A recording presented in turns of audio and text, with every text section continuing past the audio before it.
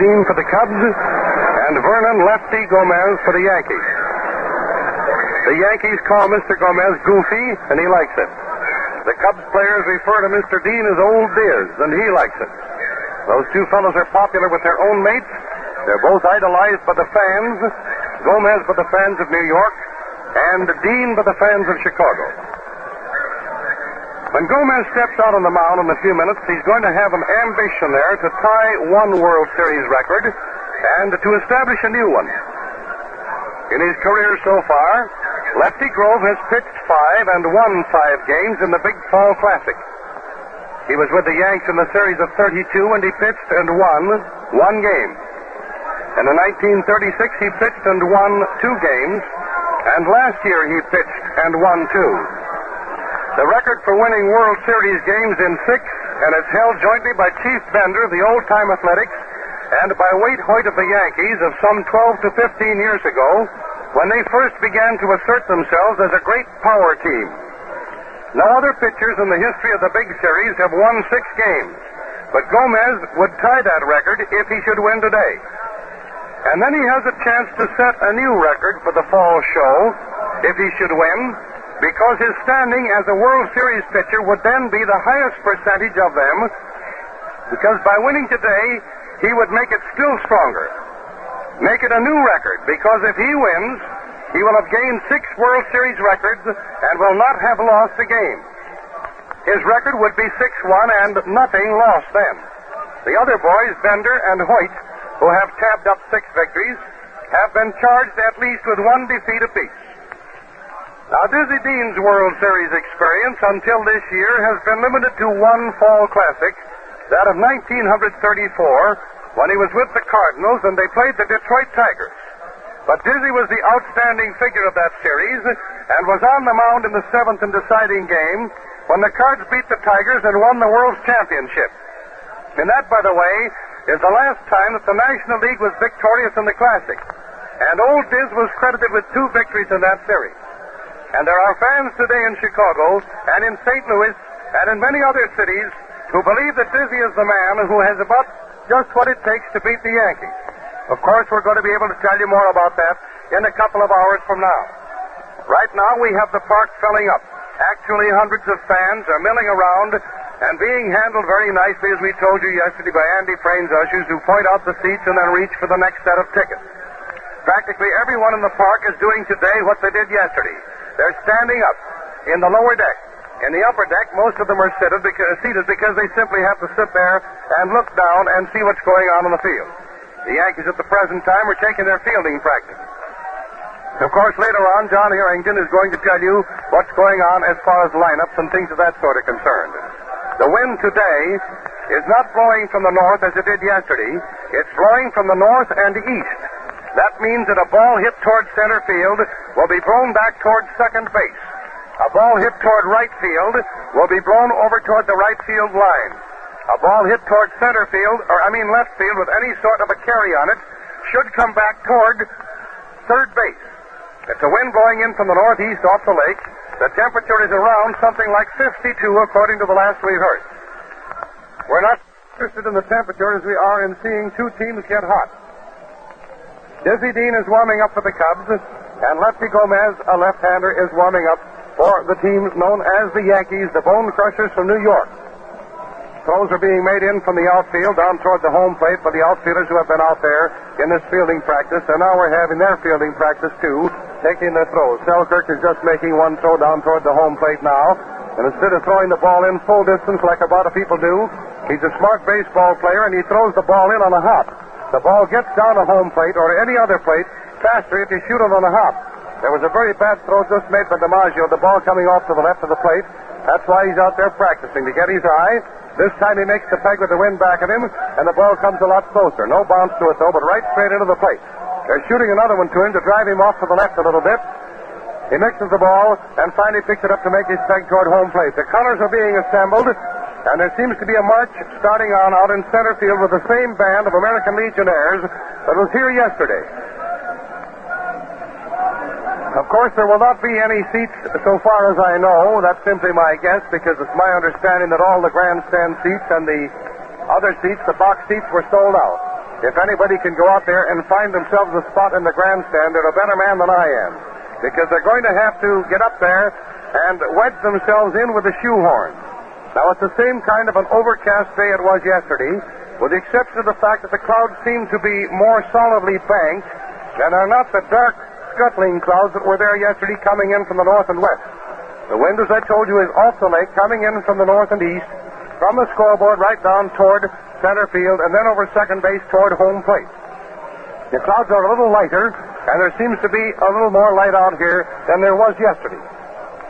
Now, when manager Hart had announced last night that Dean was going to be the pitcher today, there wasn't a bit of nervousness on the part of Diz. Instead, we understand that a great big grin came over his face. He was happy about it. He's that kind of a fellow. He has the competitive spirit. And Dizzy is the kind of a fellow who says, "Give me that ball." He's the kind of a man who thinks he may be knocked out in the first inning where he might go out and pitch a 9-inning shutout. But whatever happens, you can bet old Diz will give everything that he has. Dean's record for the year, interrupted by long spells, is 7 games won and 1 game lost against 18 victories and 12 defeats for Gomez. The umpires for today's games are Coles of the American League at the plate, Sears of the National League at first, Hubbard of the American League at second, and Moran of the National League over at third base. Now, we understand that the outbreak of temperament displayed by Lou Gehrig in the 8th inning of that first game yesterday was quite a big surprise to everyone who knows him, because he is not given to making demonstrations against umpires' decisions, such as he staged on that instance when he seemed just on the verge of taking a swing at somebody. Gehrig's mates explained that Lou must have been firmly convinced in his own mind that he was right, or he never would have acted that way. The thing was, the count was 3-2 on him.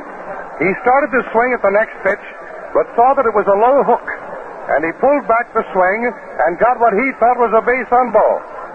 But instantly, Gabby Hartnett whirled, and umpire Moran yelled foul tip, just as Gabby caught the ball, and he yelled strike 3. Now, Moran agreed with Hartnett that it was a foul tip, and he called strike 3 on Gehrig, who by that time was jogging on his way down to first base. The minute Gehrig turned his back and started toward first, umpire Moran had his hands up in the air, and his fingers stuck out, 3 of them on the right hand, but he did not call until Gehrig had gone down probably 5 or 6 feet toward first. Of course, Gehrig's protest was useless because he was protesting on a decision that involved an umpire's judgment. There was no use in protesting in a case of that sort. The photographers have been down on the field literally by the hundreds today. We understand yesterday that at one time there were 60 or 70 of them down there. But in some way, apparently, some of these boys who are candid camera fiends have gone down there and sort of wiggled out of the field and commenced to take pictures all over the place. They're thinning out now, so that there are probably not more than 25 or 30 of them down there. Most of them right at the present time are taking pictures of Dizzy Dean as he warms up, and the others were for a while taking pictures over near the first base dugout where Gomez is warming up. There will never be any kick from either team as to white shirts in the background out there in the center field bleachers. That's the one thing that the home team and the visiting teams howled about this year, was the fact that it was pretty tough to try to see that ball coming from an overhand pitch if the pitcher was more than 4 feet high because of the white shirts out there for a background. But today, with the temperature down where it is, everybody has on either a coat or a top coat or a sweater of some kind. And as far as that's concerned, if there were white shirts out there, it would be just the same for the home team as it would for the visiting team, and vice versa. And while we're speaking of ifs, there are a lot of ifs in baseball, and of course there were a lot of ifs yesterday. A lot of people said last night, as we talked to them in the drugstore in our building, if such and such a thing had happened, the Cubs would have won. Well, the main point I told them is that if the Cubs had got more runs than the Yankees, they would have won. There were a lot of ifs in the ball game, but that is what is known as second guessing. And we don't do any second guessing out of this booth. You can if all you want to, but there's no sense in it because the ball game is in the records as a Yankee win. The only thing to do is to say that if the Cubs get more runs today, they'll win. And that's the first guess. It's not a second guess. It's very easy to tell what you would have done. The ball's just thrown back now by Jimmy O'Day. Hit Dizzy Dean on his gloved hand, and he yanked the glove off quickly and looked at his finger. One of his fingers on the left hand apparently was injured a little bit, but he's right back in there warming up and is not paying any attention to it. The band has swung into formation, flags in front, the band facing toward the north and east, near the flagpole, just in front of the center field bleachers. Right out there, we see the boys are getting ready for the flag-raising ceremony, which will be held, of course, in just a few moments before the ball game starts.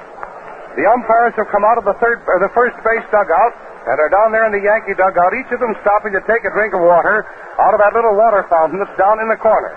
Here come the umpires out on the field, and when the umpires come up, that means that it isn't going to be very long before the official lineups will be handed in, and that the boys will start playing ball. And as long as the umpires are going to find out who's playing in this ball game, I think it's only right that you should find out who's playing in this ball game, too. And you will in just a moment. But first, I'd like to say that this broadcast of the World Series game between the Chicago Cubs and the New York Yankees is coming to you from Wrigley Field, Chicago. We pause for station identification. This is the WBBM Air Theater, Wrigley Building, Chicago.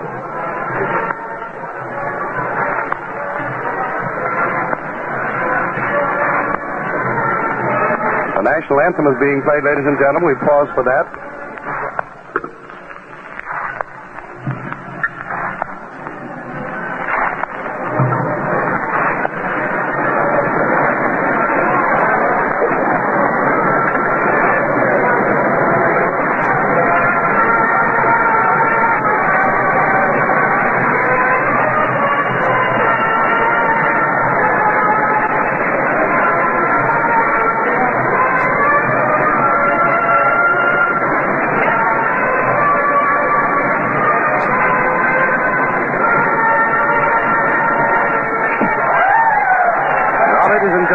Proceedings will be taken over for the lineups and the ball game by John Harrington. Take it, John.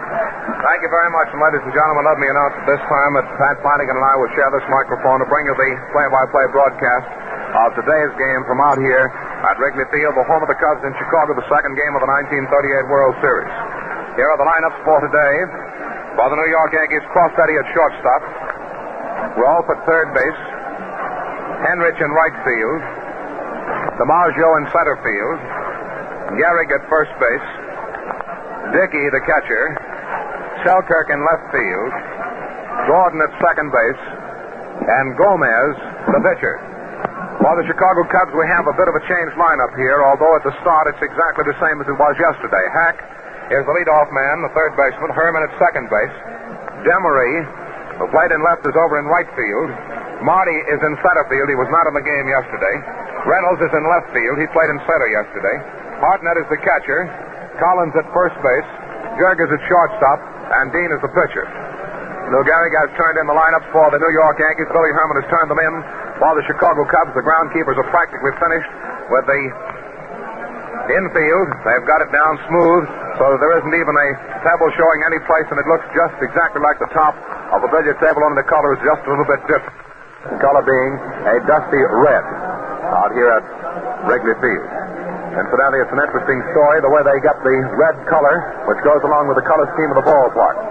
Those red cinders are, the red color in the infield is derived because of red cinders which are ground and pulverized, so they're just as fine as dust.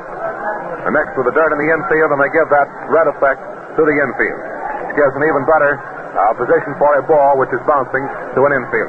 Let me give you the results of yesterday's game as far as the averages, the batting averages of the boys are concerned, who are going to come up in this game today. Crossetti, the first man up for the Yankees, batted .250 in the first game of the 1938 World Series, which was, as you know, played yesterday afternoon, and which the New York Yankees won by a score of 3-1.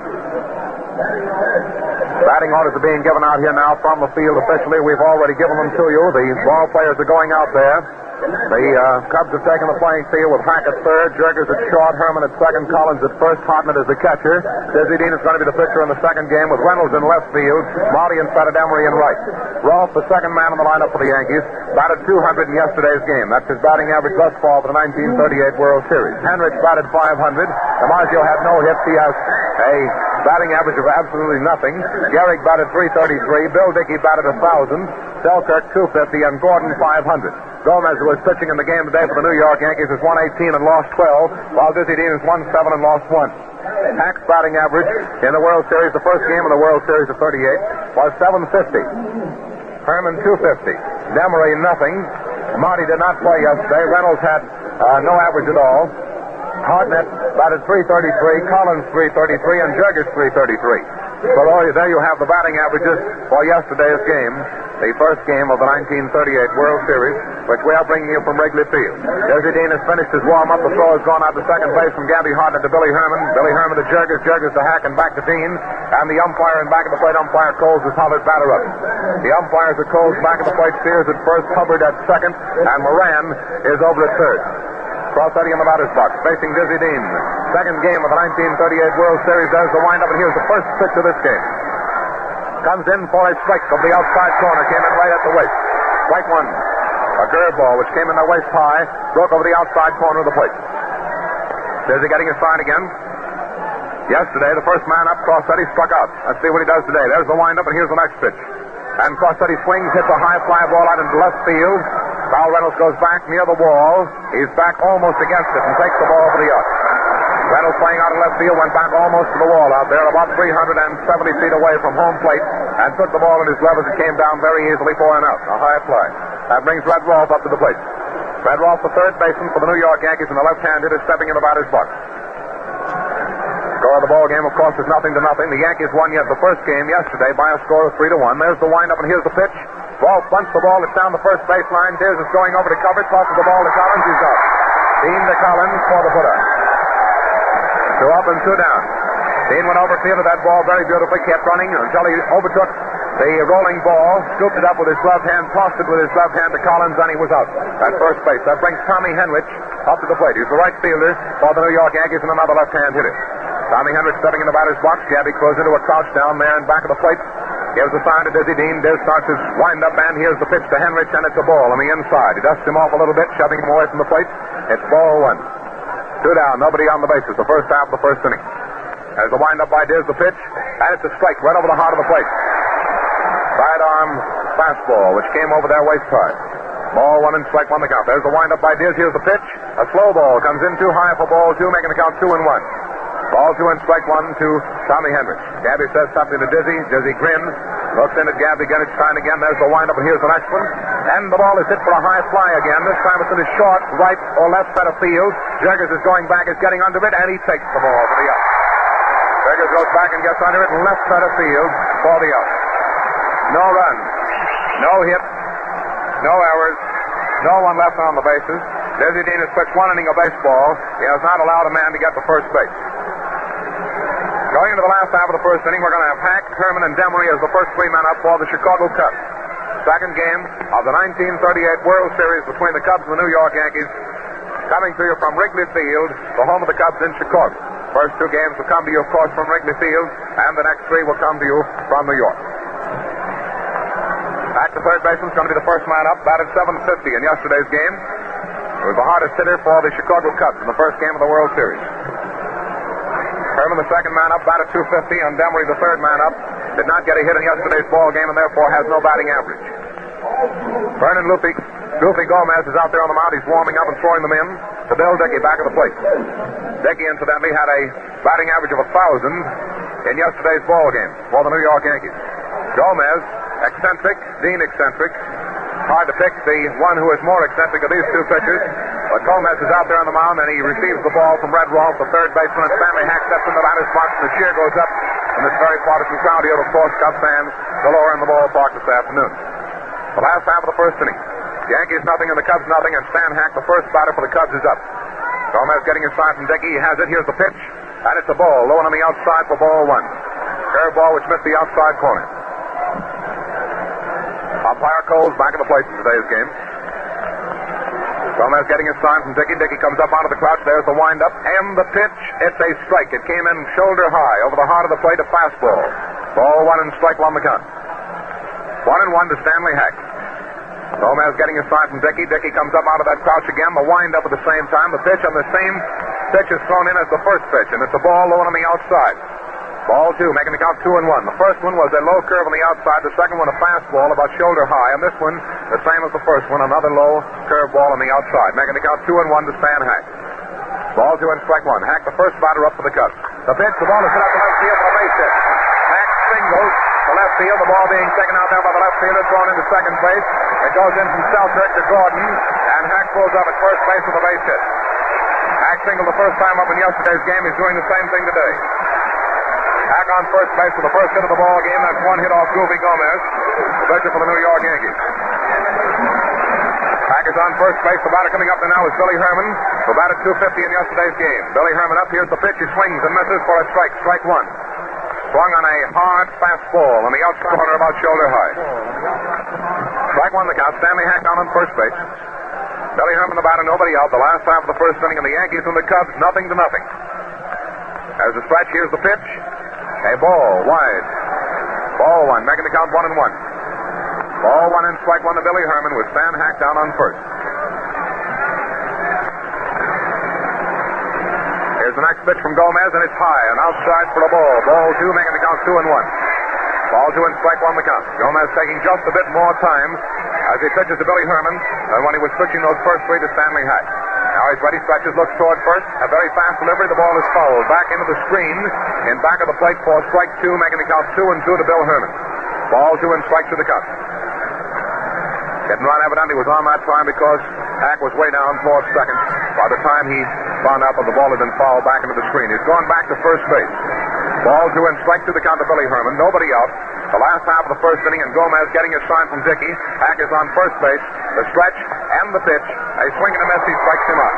Herman goes down, striking out, swinging at a curveball way outside. That's the first strikeout of the ball game for either pitcher. Gomez striking out Billy Herman. And now we have Frank Demaree stepping in the batter's box. Demaree, a right fielder in today's game, was a left fielder in yesterday's game.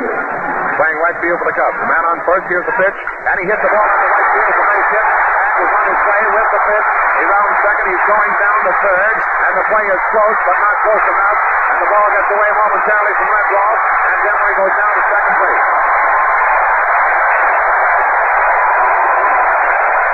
Ladies and gentlemen, let me tell you again, the crowd was roaring so loud that I didn't want to try to give you the description over again until they had sort of settled down. Hack was on first base. Demaree singled to right field. Hack rounded second and went right down to third. The throw came in from the right fielder, and it's going to be an error on the third baseman, Red Roth, which allowed Demaree to get down to second base. Demaree gets the single and goes to second on the error. Hack is on third. There's only one out, and the batter coming up is Marty.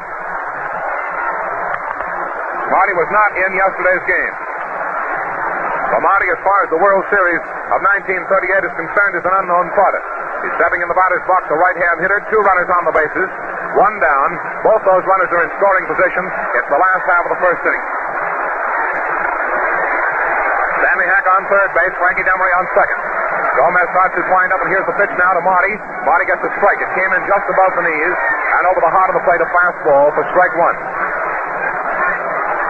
There's 1 down, 2 runners on the bases. Joe Marty is the batter. Count on him is strike one. The last half of the first inning. Hack on third, Demaree on second. The pitch, the ball is fouled into the right field stand.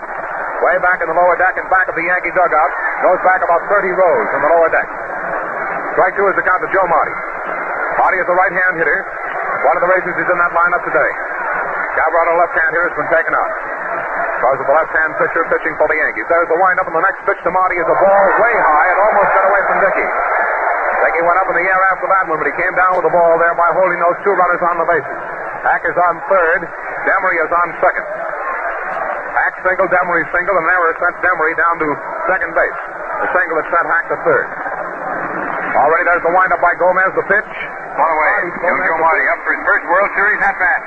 Steps up, swings, foul tipped it back off Dickey's mask. And it's still 1-2. Joe walked out of batter's box. Sort of bobbing his head in a duck-like motion as to say, that was the pitch, that was the pitch. There was a fastman smoking right down in.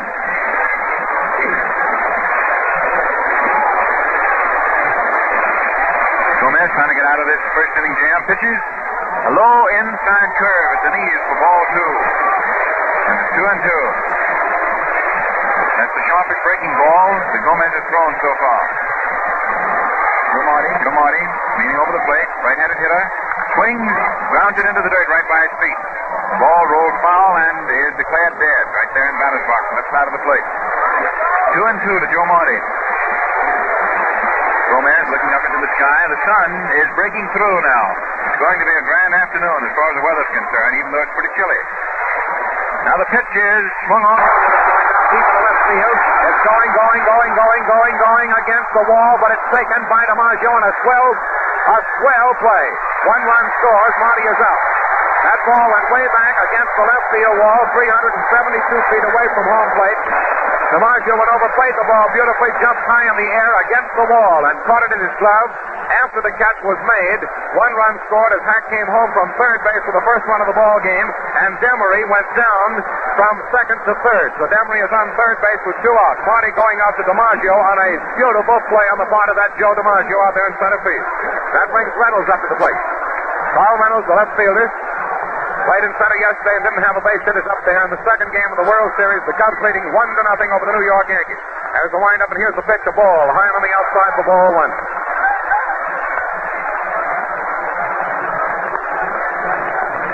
Ball 1 the count. Carl Reynolds is the batter. Gomez gets his sign. There's the windup, and here's the pitch, and Reynolds hits a high foul into the right field stand for strike 1, making the count 1-1. 1-1 the count. Carl Reynolds, the batter, with 2 out, and another run down there on third base for those Cubs.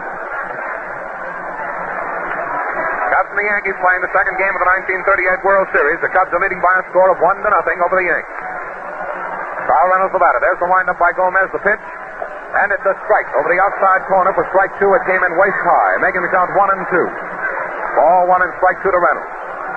Demaree has gone back and is standing right on the third base cushion. Now he starts taking a little lead off third. Rolf is playing back in his regular position. Gomez starts his windup. The next pitch comes into Reynolds. Reynolds hits another foul back into the screen and back at the plate. Count remains 1-2. Ball 1 and strike 2 to count to Reynolds. The last half of the first inning with the Cubs leading the Yankees 1-0. Gomez getting his sign. Becky crouched down and back of the plate, passes him the sign. He starts a long swinging wind up. Here's the pitch. Reynolds swings and misses and strikes out on a change of baseball. A slow pitch which came in on the inside. He swings and strikes out for the second strikeout for Gomez. The side is retired in the last half of the first inning with 1 run, 2 hits, 1 error, 1 man left on the bases. Gomez has pitched 1 inning, allowed 2 hits, struck out 2 men, allowed 1 run to score. He's had up 1 error in back of him on the part of his Yankee infield. Red Rolf getting the error as the throw got away from him there at third base, allowing Demaree to go down to second. The scoring inning in favor of the Chicago Cubs over the New York Yankees, and the man, DiMaggio, will be the first man to bat against Dizzy Dean in the second inning of the second game of the 1938 World Series. The New York Yankees won yesterday's game by a score of 3-1 over the Chicago Cubs. Cubs are leading 1-0 at the end of the first inning of the second game. DiMaggio, the center fielder, steps in the batter's box. He batted absolutely nothing yesterday. He had no batting average. Didn't have a hit. DiMaggio is in the batter's box. A right-hand hitter, a powerful hitter. Dizzy Dean starts his windup, and time is called. Time is called as manager McCarthy of the New York Yankees calls attention to one of the umpires that there's a gate open in the wall. And so the umpire down there at first base, Sears, walks over and shuts the gate. Gate is now shut. Manager McCarthy is ready to let the ball game go on. That's one of those things that is covered by a ground rule. That gate must be kept shut, leading into the right field stand. Now we're set again. Dizzy Dean is getting a sign from Gabby all over again. DiMaggio standing in the batter's box is waiting for that first pitch. There's the windup, and here it comes. It's a ball. Wide. Ball 1. Again, that sidearm delivery. A curve which went wide of the plate. Dean starts his windup immediately. Here's the next one. A slow ball thrown right over the heart of the plate for DiMaggio for strike 1. It came in there waist high. Making the count 1-1. Ball 1 and strike 1. 1-1 the count. Gabby crouched down in back of the plate, gives Diz the sign again. Puts that glove up for a target. Here's a slow ball. It's hit out into left field, foul by about 4 feet. Down the left field foul line for strike 2, making the count 1-2. You could almost see the seams on that ball as it was pitched in. It was a very slow one. DiMaggio tried to time himself for it, but still swung a little bit early and fouled the ball down the left field foul line, pulling it down there. Ball 1 and strike 2 the count. Joe DiMaggio, the batter. There's the windup, and here's the pitch by Dizzy Dean. The ball is hit for a line drive smash over Billy Jerger's head out to left center field. It's going to be a single. DiMaggio pulls up at first base. The ball is fielded by Marty. Thrown in to the second baseman. Gets by Billy Herman, but it's taken by Collins, who is backing up Herman on the plate. So it's a single by DiMaggio out there to left center field. That's the first hit for DiMaggio in the 1938 World Series, and the first hit off Dizzy Dean. Batter coming up there now is Columbia Lou Gehrig, the first baseman for the Yankees. Gehrig up with a man on base, nobody out. There's a stretch by Dean, the pitch, and a ball. Going on the outside for ball one. Ball on the count to Lou Gehrig, a left-hand hitter. Dean getting his sign from Hartnett. He has it, looks over at first. Here's the pitch, and a ball. Pitched wide and high for ball two. Ball to Lou Gehrig, and the pitchers are starting to warm up down in the bullpen for the Chicago Cubs. Jack Russell and Larry French have gone down in the bullpen to warm up. There's a stretch to look toward first again, the pitch, and a swing and a miss by Gehrig on the slow ball for strike one. Ball two and strike one the count. Gehrig swung and missed. So the count on him now is ball two and strike one. Dean standing very complacently out there on the mound, looks over at first base at Joe DiMaggio, who has a pretty good lead off first base. Stretches, looks over his shoulder again at DiMaggio. Here's the pitch, another slow ball comes in there for ball three, high. Making the count 3-1. Ball three and strike one to Lou Gehrig.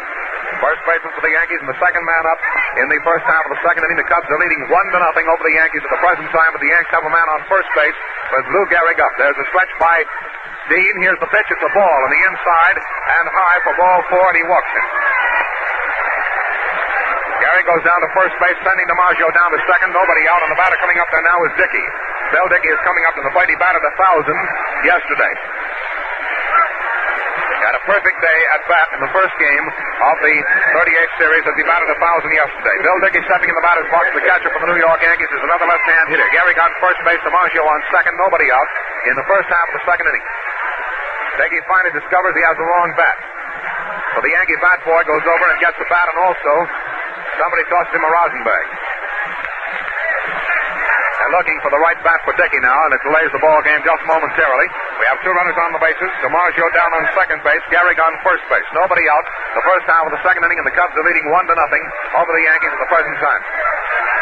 Yanks are putting on the pressure right now in the first half of the second. Dickey coming up to the plate is one of their power hitters. They have two of the power hitters on base, one of whom walked, one of whom singled. DiMaggio getting a single to left center. Gehrig walking, and Dickey is out. As a stretch by Dean, the look towards second. The pitch, the ball is hit for a very high fly ball into short left field. Billy Jurgis is going back after it, and Reynolds came in for it, but Jurgis took the ball for the out. Jurgis going back into short left field. DiMaggio held second base, and Gehrig held first, of course, on the play. So there's one down, two men on the bases. George Selkirk, the left fielder, is coming up, and it's the first half of the second inning, and the Cubs are leading 1-0. Selkirk, the left fielder, and a left-hand hitter is stepping in the batter's box. Twinkle toes Selkirk. Dean getting his sign from Hartnett. There's a stretch. The look toward DiMaggio at second and first toward Gehrig. The pitch, and it's fouled off to the right of the plate and down toward the Yankee dugout. Fielded down there by the bat boy and thrown out of the game. It goes for strike one. A new ball has gone in. Umpire Coles giving it to Hartnett. Hartnett out to Desi Dean. DiMaggio on second base. Gehrig on first. Selkirk, the batter, with one away. First half of the second inning. There's the stretch. The look towards second, the pitch, and it's a ball. A little bit wide for ball one, making the count 1-1. Ball one and strike one the count. First half of the second inning, Dizzy Dean pitching for the Chicago Cubs. Goofy Gomez pitching for the New York Yankees. The pitch, the ball is hit for a high pop fly ball into short right field. Demaree is coming in on the dead run, but it's being taken by Marty, and the runners hold their bases. Marty's throw was a throw into Jurgis at shortstop. Jurgis cut off the throw. Marty came in beautifully and took that ball. It was out in the right center field. Hit out there by Selkirk, a high fly. The wind, which is blowing in from center field, held it up, and Marty and Demaree both had to run plenty hard and fast to get under that ball. They were both there, but Marty took it. Both runners holding their bases, so we still have DiMaggio on second base, Gehrig on first, two out, and Gordon is coming up. Gordon had a .500 batting average for yesterday's game.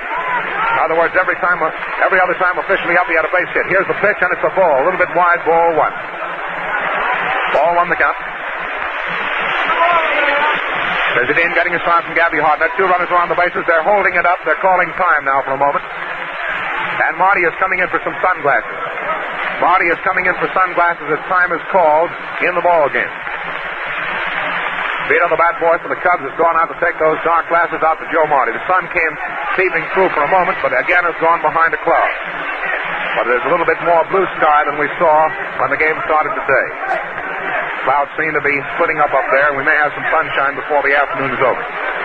Desi Dean ready to pitch now to Joe Gordon, the second baseman for the Yankees, who has to count a ball one. There are 2 out, 2 men on the bases. DiMaggio down in second, and Gehrig on first. The pitch, a ball outside and high, a fastball for ball 2. Ball 2 to count to Gordon. Gordon swings his bat once or twice for timing. Gets a firmer footing there in the batter's box. Here's the pitch from Dean. The slow ball is foul. Back into the screen and back into plate for strike 1. Dean went through the same motion as he does when he throws a fastball. He seemed to catch Gordon off stride a bit. The ball was fouled back into the screen and back into plate for a strike, making the count 2-1. Ball 2 and strike 1 to Gordon. 2 men on the bases. DiMaggio down in second, Gehrig on first. The pitch, the ball is hit for a high foul into left field stands. It may go into the upper deck, it may fall into the lower. It goes into the upper deck. Among the spectators up there, we again have a packed house, of course, out here at Wrigley Field. Count now on Gordon is ball 2 and strike 2. 2 and 2 the count. 2 out. First half of the second inning, and the Cubs are leading 1-0 over the Yankees at the present time. As a stretch by Dean, the look towards second and first, the pitch, and it's a ball wide of the plate by a foot or 2, while ball 3 making the count 3 and 2. Ball 3 and strike 2 the count. Well, here's that 3 and 2 pitch again. Dean steps down off the mound. Gehrig starts back for first base. But DiMaggio looking around sees that there's nobody to cover second, so he stays in the same spot. He has a lead of about 15 feet. Gehrig is off the bag by about the same distance. There's the stretch by Dean. The look towards second and first. The slow ball is thrown in. It's hit down just to the right of Dean. Jurgis comes in, fields the ball. It goes right between 2 of them. Jurgis and Hack. Hack and Jurgis both came after the ball.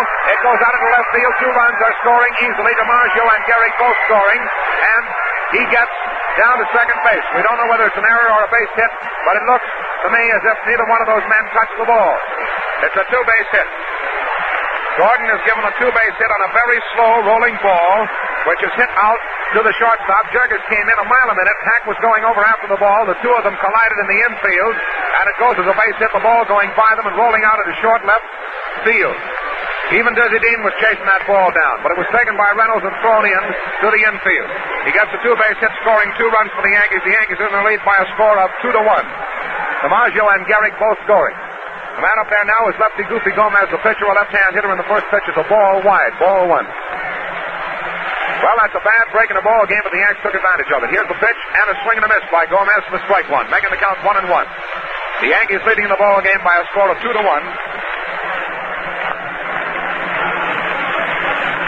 Dean getting a sign. Here's the next pitch. The ball is hit for a high fly ball into short left center field. 2 men are after it. Marty and Reynolds. Reynolds is under the ball. He takes it for the out. Gomez going out to Reynolds out there in left field.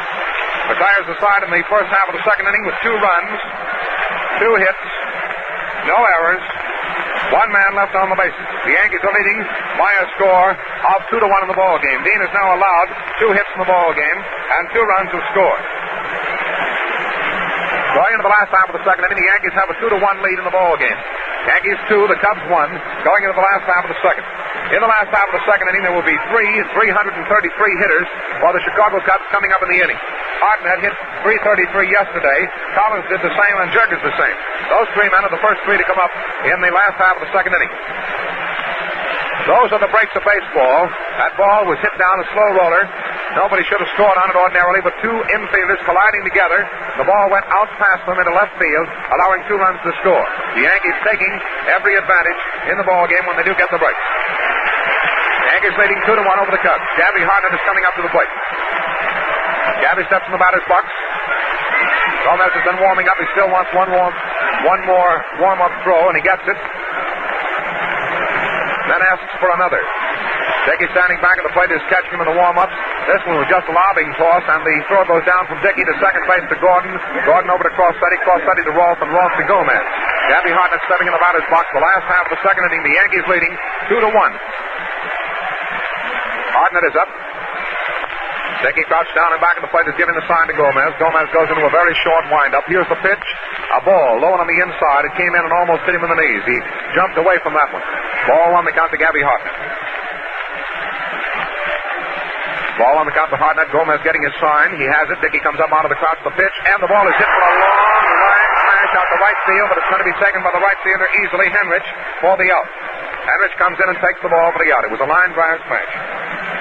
That brings Collins, a .333 hitter in yesterday's game, up to the plate. Collins yesterday was batting left-handed against Red Ruffing's right-hand pitching. Today against the left-hander, Gomez, he'll be batting right-handed. Collins is a switch hitter. Here's the first pitch. He gets a strike right over the heart of the plate, strike one. He looked as if he might be going to bunt on that first pitch. Red Rolfe started in on it. Again, Gomez gets his sign, winds up. Here's the pitch. A swing and a foul. Off and back of the plate and off the catching mask of Bill Dickey. Goes to strike two to Collins. Collins now has the count of strike two. There's one down. Nobody on the bases. The last half of the second inning, and the Yankees leading 2-1 over the Cubs. Collins the batter. As the windup by Gomez, the pitch. The ball is hit for a grounder down off the shoulder of Red Rolfe.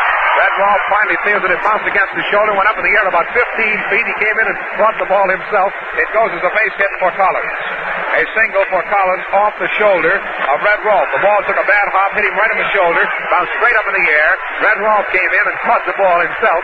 The little ball going about 20 feet in the air, and to put a man on first base, the man up is Gehrig, and Gehrig is a 3-3 hitter. Here's the first pitch, and he swings and misses for a strike. Strike one. Strike one to Gehrig, a man on first base. Third hit off Gomez in the ball game. Gomez has now allowed 3 hits. There's one out and a man on first. Gehrig is up. Gomez, the left-hander, getting a sign from Bill Dickey. He stretches, looks toward first. Here's the pitch. Gehrig gets the ball wide. Ball one.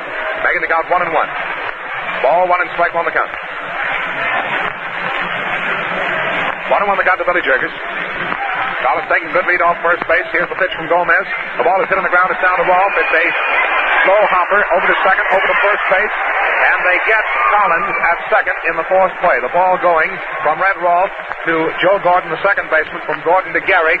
But Gehrig was safe at first base. The double play did not work. However, they got one man getting Collins at second base from Red Rolfe to Gordon, the second baseman. And Gehrig is safe on the fielder's choice, and Dizzy Dean is coming up to the plate. Dean is coming up and stepping in the batter's box. A little tough luck on the part of the infield when they had that collision. Put Dizzy Dean in the spot and allowed 2 runs to score for the Yankees. The Yankees are ahead by a score of 2-1 in the ball game. The last half of the second, a man on first base, 2 down, and Dizzy Dean is up. Here's the first pitch. Dean gets a ball wide, ball one. Ball on the count to Dizzy Dean. Gehrig is down on first base and 2 out. The last half of the second inning. The score 2-1 in favor of the Yankees. Here's the pitch. The ball is fouled back into the screen. Dean taking a full cut of that ball, fouled it back into the screen and back of the plate for a strike. Back in the count 1-1. Ball one and strike one the count. Gomez getting a sign from Dickey. Fans out there on the mound. There's the scratch, the pause. The look toward first, the pitch, and it's a strike. A curveball strike. Slow, easy curve. Much like the kind that Dizzy Dean has been serving up to the Yankees in this ball game. And it goes for strike 2, making the count 1 and 2. Ball one, strike 2 to Dizzy Dean. Here's the pitch. A fastball. He fouls it off into the screen and back of the plate. Count remains 1 and 2. Ball one and strike 2 to Dean. Gehrig is down on first base with 2 out in the last half of the second inning. Yankees leading 2-1 over the Cubs. Yankees 2, Cubs 1. As the stretch, here's the pitch. Dean hits a slow ground ball. It's down to Crossetti. Crossetti over to first base. Dean is out at first. From Frankie Crossetti, the shortstop, over to Lou Gehrig at first base. He's out at first to retire the side in the last half of the second with no runs, 1 hit, no errors, 1 man left on the bases. Gomez has pitched 2 innings of baseball, allowed 3 hits in the ball game, struck out 2 men, allowed 1 run to score. Brings to a close 2 innings of play. This broadcast of the World Series game between the Chicago Cubs and the New York Yankees is coming to you from Wrigley Field, Chicago. We pause for station identification. This is the WBBMF Theater, Wrigley Building, Chicago.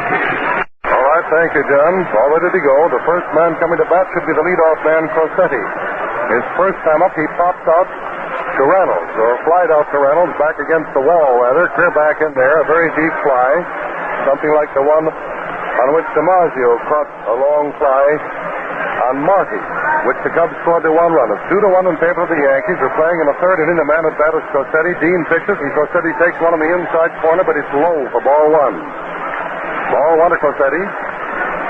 Ready for that next ball to be pitched. Dean has the sign. Crossetti fouls the ball up into the net. Ball 1 and strike 1. They're playing Crossetti for a full hitter over toward left field. Cubs infield got mixed up a little while ago, and a couple of runs came in. What would ordinarily been an easy out, but that doesn't make any difference. There goes a hard hit ball out toward left field in the corner, and Reynolds goes over and makes the catch. Back in, out of our sight. When he made the catch, we could tell by the reaction of the crowd. He came up with a line drive way back in the corner near the 353-foot mark. Rossetti hit that ball beautifully and had it placed out there on a nice spot, but Reynolds went over and got it. Rolfe comes to bat. He attempted to bunt his first time and was thrown out by Dean. Tried to put down what they call a drag. This time he attempted the same thing and had a strike called on him. He yanked the bat back, checked his attempt to bunt. Now watch for the pitch to Rolfe. Curveball missed the outside corner chest high. Ball one, strike one, one down. We're playing in the first half of the third, and the score is 2-1 in favor of the Yankees. Here's the pitch by Dean, a slow ball that floats over the outside corner. The change of pace ball has just oozed in there for strike two. Ball one, strike two. Rolfe down there choking the bat about 2 inches off the end of the handle. Hits one down toward right field. Herman is up with it. Over to first base. Rolfe is out. A hard hit ground ball that looked sure like it was going toward right, but Billy Herman over to his left and got the ball nicely for the put-up. Henrich is coming to bat. The first time up, he popped out to Billy Jurgen. Henrich at bat. Left-hand hitter. Outfielders are playing him square away in all fields. Not quite so much of a full hitter. First ball pitched to him was a lovely strike in the outside corner. Kind of a ball that looks bad all the way down into a left-hand hitter, and just as you relax, the ball hooks in and catches that corner. Dean pitches a slow one and hits the same spot, but a little bit too low. Dizzy hollers about it. Gabby lets the yelp at him. The umpire saw it wide and low. Hit the corner, but it was low. A slow one missed the outside corner going away. Ball two, strike one, 2 men down, and Dean is working very rapidly. Arms into the windup. Here's the pitch. There goes the ball for the bounder back towards second. Dean makes a jump for it. Herman gets it, throws him out at first base. He's out of the throw from Herman over to first baseman, and Henrich is very fast. There were no runs, there were no hits, no errors, and there was no one left on base as Dizzy Dean finished 3 full innings of pitching, in which he's allowed just 2 hits and walked 1, but 2 runs have come in. We're starting to play in the third inning with the top of the batter coming up to bat. They're the boys who caused Gomez the trouble in the first inning. The Yankees are leading by a score of 2-1. We see little spots up there in the sky where the clouds are sort of being pushed apart as if by an invisible finger in long slips of blue. If this wind continues off the lake and the clouds keep on breaking this way, we will still have a bright day to watch the ball game. Yesterday was rather dull. The clouds are about 12 shades darker than they are now. Today's clouds are rather light. Boys in the infield are throwing the ball around with Gehrig. Gomez and Dickey are having their warm-ups. The first man coming to bat will be Stan Hack. Yesterday he got on base 3 times but couldn't score. Today he got on base and finally got around. After going on over to third base, he came in and scored from third after Demaree had singled and put him over there. Marty hit a long fly out towards center field that DiMaggio handled with his back up against the wall at the 368-foot mark, and Stan Hack scored after the catch. The ball game is held up for a while Pat Piper throws some things off to one side that had been thrown on the field. All right, it's 2-1 in favor of the Yankees. Gomez ready to pitch down to Stan Hack. We're playing the last half of the third inning and getting all set to go. To wind up, 2 left-handers facing each other. They're playing Hack straight away. Takes the first one for a strike chest high, a half-speed ball. Hack gets ready for the next pitch. The wind up by Gomez. That overhand curveball breaks down low. Dickey didn't like that decision so well, but the ball broke low. Ball 1 and strike 1. Ready for the next ball to be pitched. The wind up starts. There's the ball hit down towards shortstop. Rossetti's up with it. Makes the peg over to first, and Hack is safe. He keeps it out for a hit. Hack keeps it out for a hit. The tying runs on first base, and that's hit number 4 off Gomez. Nice running on his part, and a beautiful peg by Rossetti. A long stretch by Gehrig, but not quite enough to beat Hack's speed. He was in there. Man coming to bat is Billy Herman. Billy Herman hit .250 yesterday. He struck out today. His first time up. Captain Billy takes a stock at the first one and fouls it back into the crowd. Gentlemen in the front row of the second group of box seats, 6 tiers back, just caught the ball. 1 strike. A man on first base, and we're seeing a tough, hard-fought ball game. Watching for the pitch, a man on first taking a good lead. A wide ball pitched in for a pitch out. They thought Hack was going down, but he didn't go. Ball 1, strike 1. Billy Herman's at bat, watching the coach over on first base. He's also watching Hack. Billy Billy Herman hasn't had his hit this afternoon. Gomez has allowed 4 hits as a man on first. Here's the pitch. High wide, ball 2. Ball 2, strike 1, a man up on first base, nobody out, and 2-1 in favor of the Yankees in the last half of the third. The kind of a ball game that keeps everyone on their toes. Gomez has the sign. Billy Herman's the boy at bat. Here's the pitch. Billy hits the bounder over towards second base. Garcetti's after it. He finally gets the foot out of it. He's safe at first. He hits the throw. Stan Hack slid into the bag. Garcetti got the ball, made one step as if to get Stan, but that one step that he waited was too long. And the runner, Billy Herman, beat the throw over to first base for a hit. Stan Hack slid into the bag, away from Garcetti. He reached for him, missed him. Garcetti, however, made a beautiful stop back at second base. And Hack slid away from him with a hook slide, went on over the bag, caught the bag with his hands and hung on. Billy Herman gets credit for a hit because while Garcetti was reaching for Hack, Billy had taken a couple of steps. By the time ball got to Gehrig, he was safe on first. Runners on first and second. Hit number 5 off Gomez. As the bunt way down, Dickey picks it up, falls down. The runner is out on a throw that he made to Gehrig, which Gehrig caught on the hop. Gomez fell down, tripping over Dickey. Both runners advanced on a perfect sacrifice bunt by Demaree. A sacrifice bunt. Dickey fell down over Gomez's legs, but he made the throw to first, and Gehrig got it on the hop. Demaree is out from catcher over to first baseman, and on the play, Hack went on over to third, and Herman moved to second. Marty comes to bat. Score is 2-1 in favor of the Yankees. Runners in second and third. Marty at bat. Same situation that existed in the first inning when Marty hit that long fly out to DiMaggio. Marty's watching for it. Ball is a slow curve, hooks the inside corner at the knees. A change of pace that was a beauty. Gomez just eased that one in there that time. Don't think for a second this Gomez isn't a crack pitcher, because he is. He can really pitch balls. Another curve, hits the ground and is trapped that time with the catcher. A low ball that bounced up against the catcher's pad, and Dickey made a nice play on that bad ball. Runner on second base, runner on third base. There's one man down, Marty at bat. Marty's watching for the ball to be pitched. Has the bat swinging off his shoulder. There goes the ball for the line drive from right center. It corrects the bases. One run is coming in. 2 runs are coming in. Marty pulls up on second base with a double base hit. That's the evening by a score of 3-2. And the crowd is going wild.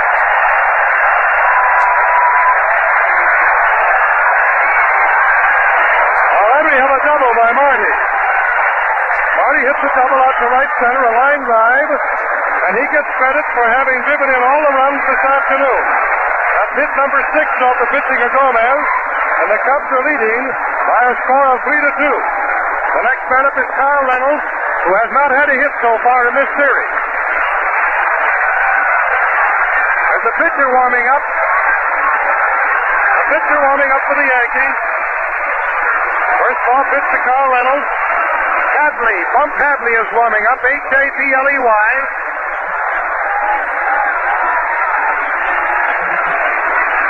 All right.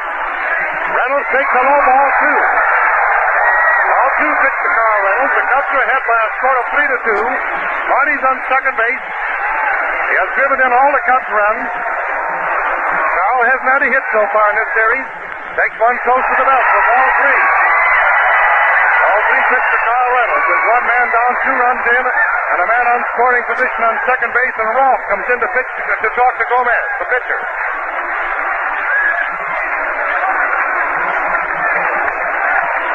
Carl Reynolds hasn't had a hit so far in the series.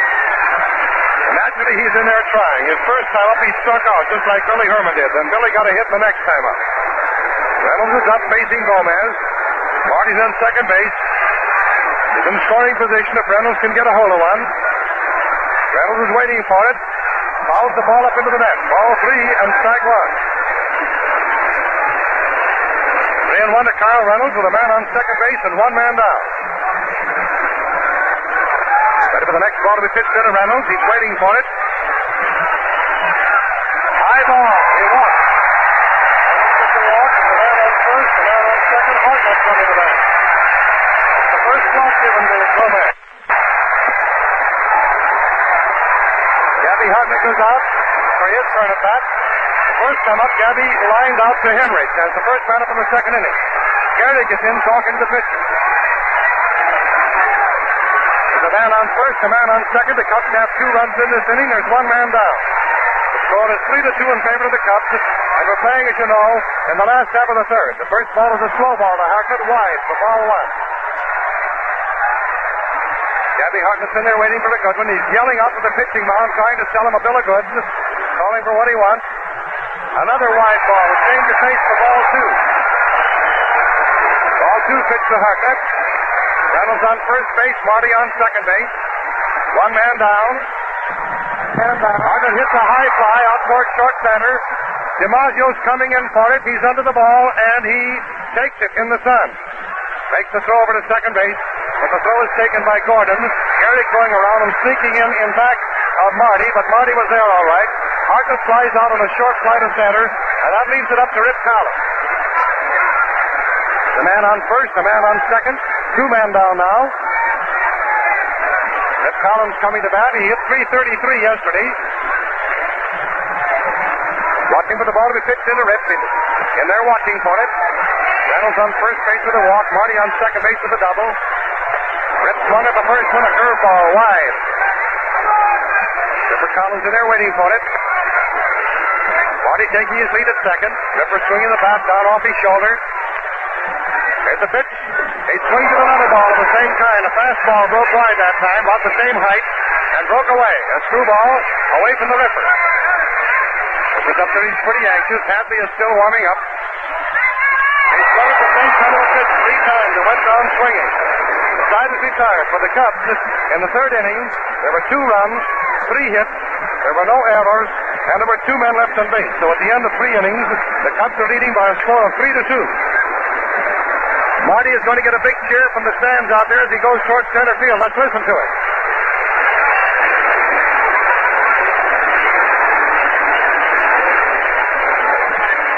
All right, DiMaggio, Gehrig, and Dickey, the first 3 men to face Dean. The score, as you know, is Cubs 3, Yankees 2. The Cubs scored 1 run in the first inning. The Yankees got 2 runs in the second inning. The Cubs came back and got 2 more in the third inning. Dean is out there ready to have his first chance to pitch to DiMaggio. DiMaggio scored the first run for the Yankees. DiMaggio and Gehrig coming in and scoring on what was given as a double to Gordon. Jurgens and Hack charging in for a slow bounding ball, and they knocked each other down. The ball went out toward left field, and both runs scored. All right, there we have it now. It's a score of 3-2. They pay on the number of boys that come over the plate. The first hit off Dean was made by DiMaggio in the second inning. Dean swings one down. DiMaggio knocks the foul up into the stands over toward left field with a slow pitch. Strike 1. Lefty French starts to warm up for the Cubs, and so does Jack Russell. Lefty French and Jack Russell starting to warm up. There might be something wrong with Diz's arm. We don't know. Not that time. Strike on the outside corner. Diz would immediately tell Hartnett if there's anything bad with his arm. Diz steps back to the rosin sack. All right, 2 strikes to the hitter. Dizzy has the sign. He winds it up. Here's the pitch. DiMaggio hits a pop foul up in the air. Hartnett's after it over near the stand. He's up there and reaches for it and takes it to the out. DiMaggio pops out on a foul to Hartnett. That retires the first man and brings Gehrig up. He walked his first time up. The Cubs are leading by a score of 3-2 in what has turned out to be a spectacular ball game. The sky is clearing and the sun is very, very bright out there on the field. They're playing Gehrig for a full hitter toward right.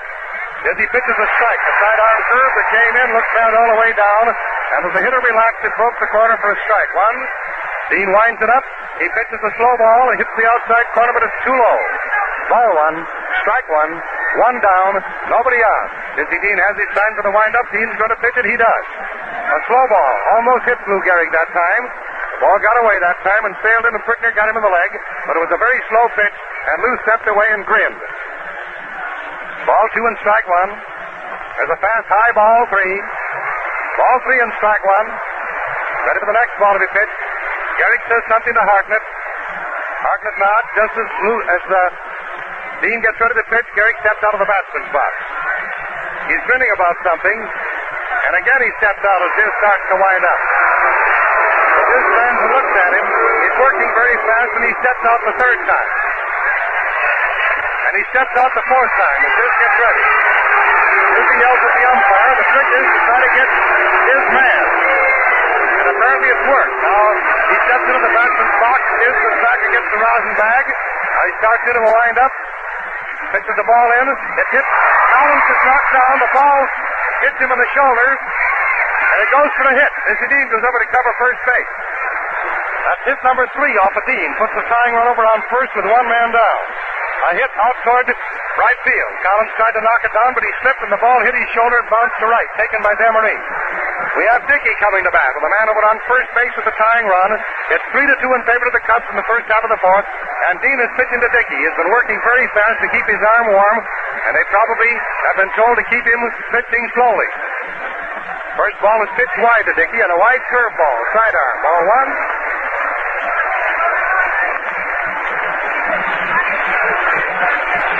Ready for the next pitch to come over, a stretch and a look toward first. Umpire says the ball is low.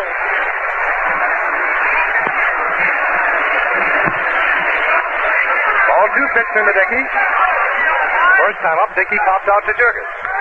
Now we're seeing what happens here. There goes the ball back towards second base. Herman's up with it, over to short, back to first. Double play.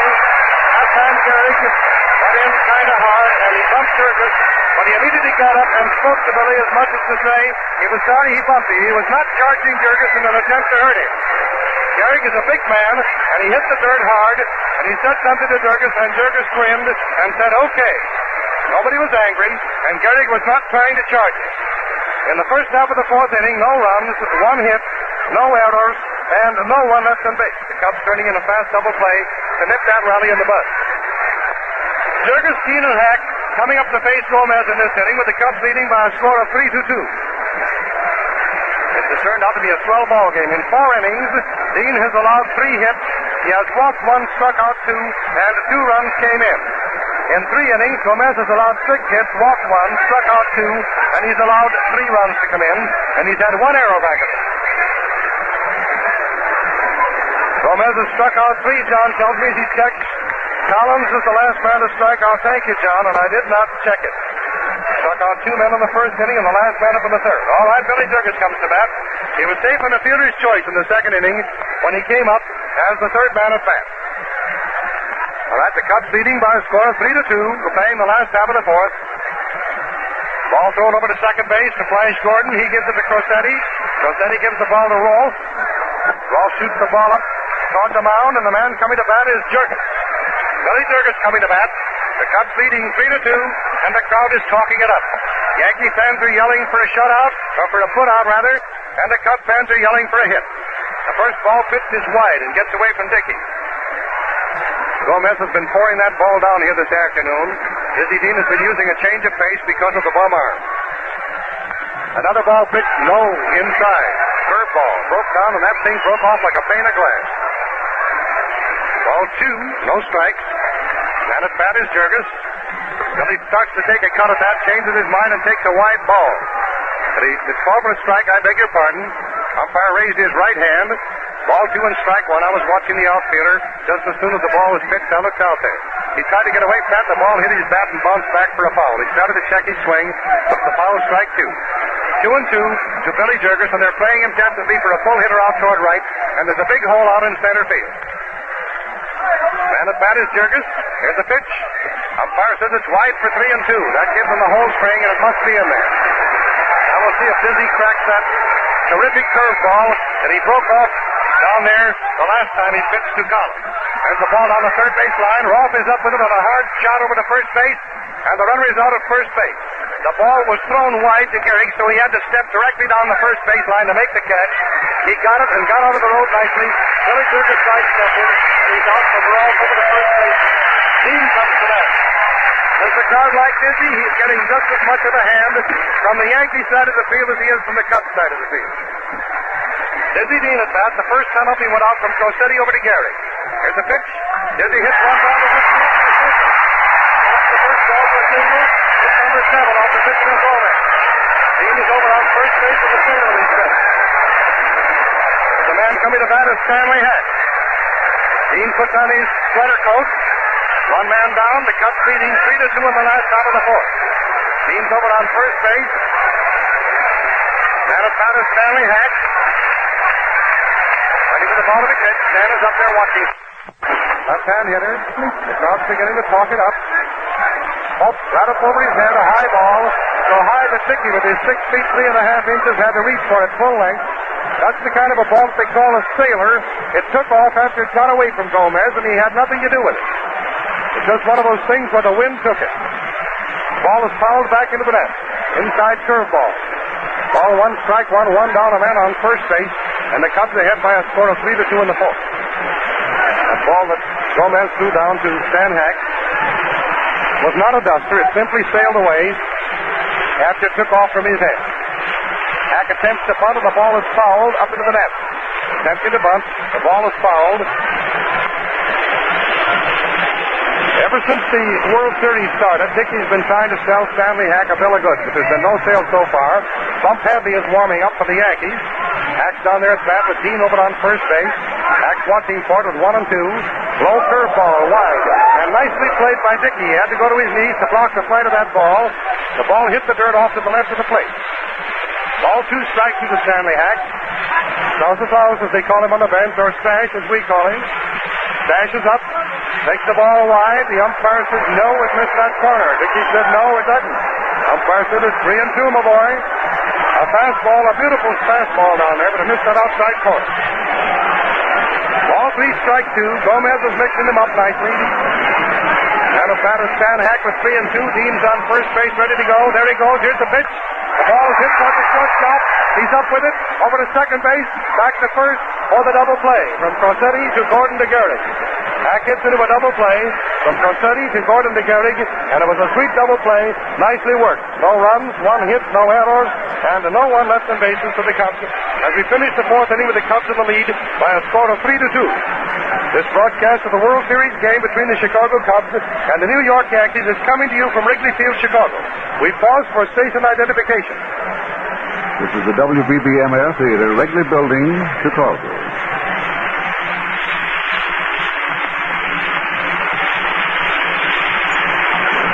All right, John Harrington, will you come in and take the next 2 innings? Thank you, Pat. We're going into the first half of the fifth with a score standing at 3-2 in favor of the Chicago Cubs over the New York Yankees in the second game of the 1938 World Series. Cubs 3, the Yankees 2, and the first man up is going to be Selkirk. George Selkirk, the left fielder for the New York Yankees, is going to be the first man to step on the batter's box. Selkirk standing off to the right while Dizzy Dean warms up with Gabby Hartman back of the plate. Dean has thrown 3 or 4 of them. He's going to throw a couple of more.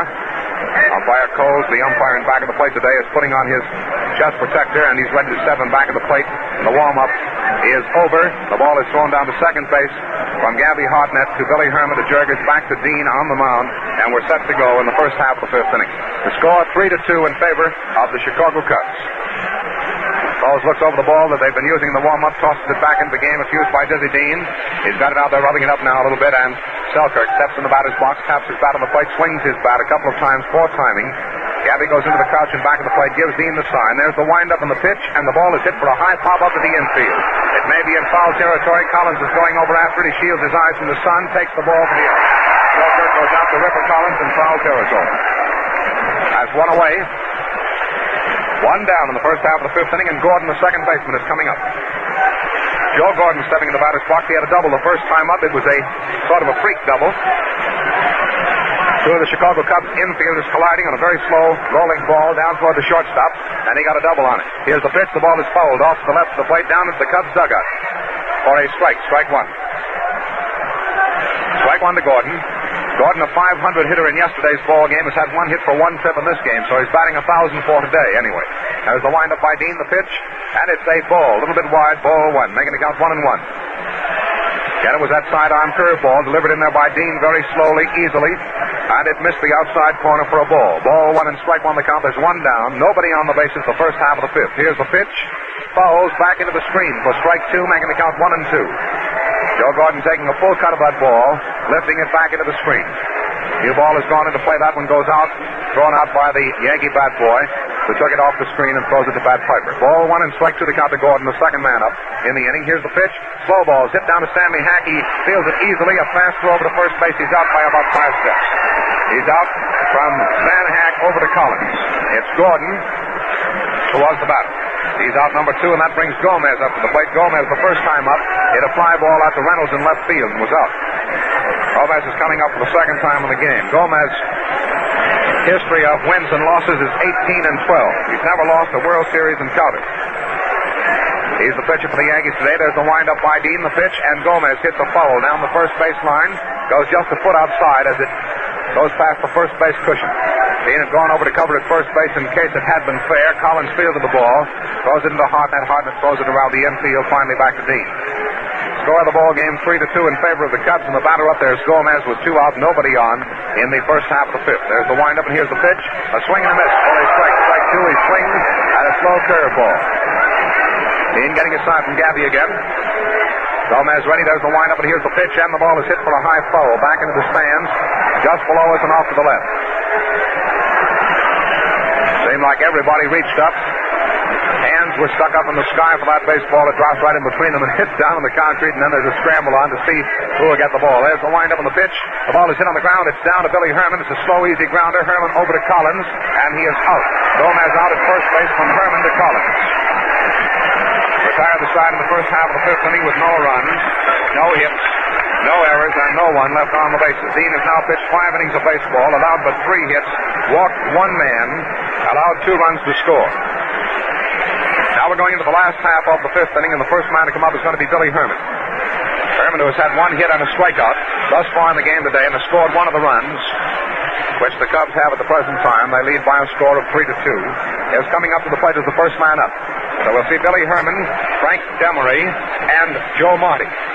Each one of these men have had at least 1 hit. Herman has had 1 for 2. Demaree has had 1 for 1, getting a single the first time and sacrificing the second. And Joe Marty has had 1 for 2, having a double which scored 2 runs in the 3rd inning. Marty's long fly ball scored the first run for the Chicago Cubs. So Marty today has driven in all the runs which the Cubs have at the present time. The score being 3-2 in favor of the Chicago Cubs over the New York Yankees. The last half of the 5th inning, Gomez is warmed up. The ball has been thrown around the infield. Billy Herman is stepping in the batter's box. Umpire Coles back at the plate signifies that all is well. There's the windup, and here's the first pitch now to Herman, a high one, ball 1. Came in way over his head. Becky, a much taller man than Herman, had to catch the ball up around his shoulders. Becky goes down to the crouch back of the plate, gives a sign to Gomez. There's the windup and the pitch. A strike shoulder high over the inside corner, making the count 1-1. It was a fastball. Ball 1 and strike 1 the count. Sunshine out at the field at the present time. There's the windup again, the pitch, and a strike again. This time it's a curveball that came in their waist high for strike 2, making the count 1-2. A call strike. Ball 1 and strike 2 the count. Billy swinging the bat for timing. There's the windup by Gomez. The pitch. Herman gets the ball low and on the inside. It came down around his ankles. Making the count 2-2. Ball 2 and strike 2. 2-2 the count. Gomez gets the ball. He's getting a sign now from Dickey. Starts his windup. Billy Herman ready. Here's the pitch. The ball is hit for a high fly. It's going to be in short right field. Joe Thornton, the second baseman, started in for the ball and then had to stop himself and go back, but he finally makes the catch. Herman popping out to Gordon on a high fly ball just back on the grass and back of Gordon's regular second base position in the infield. Gomez now pitching to Frank Demaree. Demaree, the right fielder for the Chicago Cubs in the second game of the 1938 World Series, is standing up there at the plate. Gomez gets his sign from Dickey. There's the windup, and here's the pitch. And it's a strike. A curveball strike came in just at the knees. The Cubs leading 3-2 over the Yankees. Second game of the series. If they win this, it'll be 1 game apiece. Here's the pitch. A ball low on the inside, which gets away from Dickey, and a new ball is thrown into play. Thrown out to Gomez on the mound. Gomez, the left-hander, pitching against Dizzy Dean, a right-hander, in this second game. Gomez getting a sign. There's the windup and the pitch. A swing and a miss by Demaree for strike 2. A high curveball on the outside. Demaree stands out of the batter's box for a moment, looks around. Just a little bit disgusted with himself, I believe, for having swung a that bad one, which was high and wide. Ball 1 and strike 2 is the count to Demaree. There's the windup by Gomez. And here's the pitch. Demaree hits a long fly out to center field, and it's going to be an out. Joe DiMaggio taking the ball easily for the out. That brings Marty up to the plate. Marty with a double the last time up is coming up now, and he's getting quite a cheer from the crowd. He has driven in all 3 runs for the Chicago Cubs. Marty in the batter's box, taps his bat on the plate. Dickey crouches down and back of the plate to give the sign to Gomez. We're in the last half of the 5th inning. The score of the ball game, 3-2 in favor of the Cubs. There's the windup on the pitch. A strike, a curveball strike right over the heart of the plate. Came in there waist high. Gomez, long, lean and lanky, stands out there, gets his sign from Dickey. Winds up again on the pitch is another strike. Same curveball right over the heart of the plate, waist high. For strike 2. 2 down, nobody on, and Joe Marty the batter. Marty is ready. There's the windup, and here's the pitch, and it's a ball low on the outside. Dickey thought it should have been called a strike. He started to roll the ball out to the mound and walk off. The umpire called it a ball. It's ball 1 and strike 2. 1-2 the count. There's the windup, and here's the pitch. And he starts to swing but holds back, and it goes for ball 2 low and on the outside. Ball 2 and strike 2 the count. Marty started his swing but held it back in time. The umpire is doing their usual brilliant job in this World Series. There's the windup, and here's the pitch. And the ball is hit for a base hit out to left field. Marty singles to left. Ball taken out there by George Selkirk is thrown in to second base. Frankie Crossetti is covering the bag there and takes the ball. It's a single for Marty, his second hit in 3 trips. Marty on first base. It's the 8th hit off Vernon Gomez, in this second game of the 1938 World Series, which the Cubs at the present time are leading by a score of 3-2. The Cubs 3, the Yankees 2. Carl Reynolds is up. As a stretch, here's the pitch to Reynolds, and Reynolds gets a strike over the outside corner of fastball. It came in there knee high.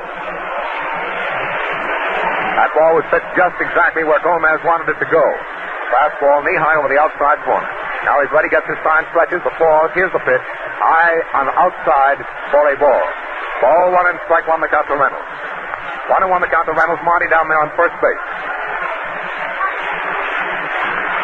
Gomez gets his sign. Here's the pitch. And a strike right over the heart of the plate. A fastball comes in there just halfway between the knees and the waistline. And it's a called strike, strike 2, making the count 1-2 to Carl Reynolds. Ball 1 and strike 2 to count. Gomez getting a sign from Dickey. Stands out there on the mound. Doesn't seem to be a bit perturbed about the man on first. Here's the pitch.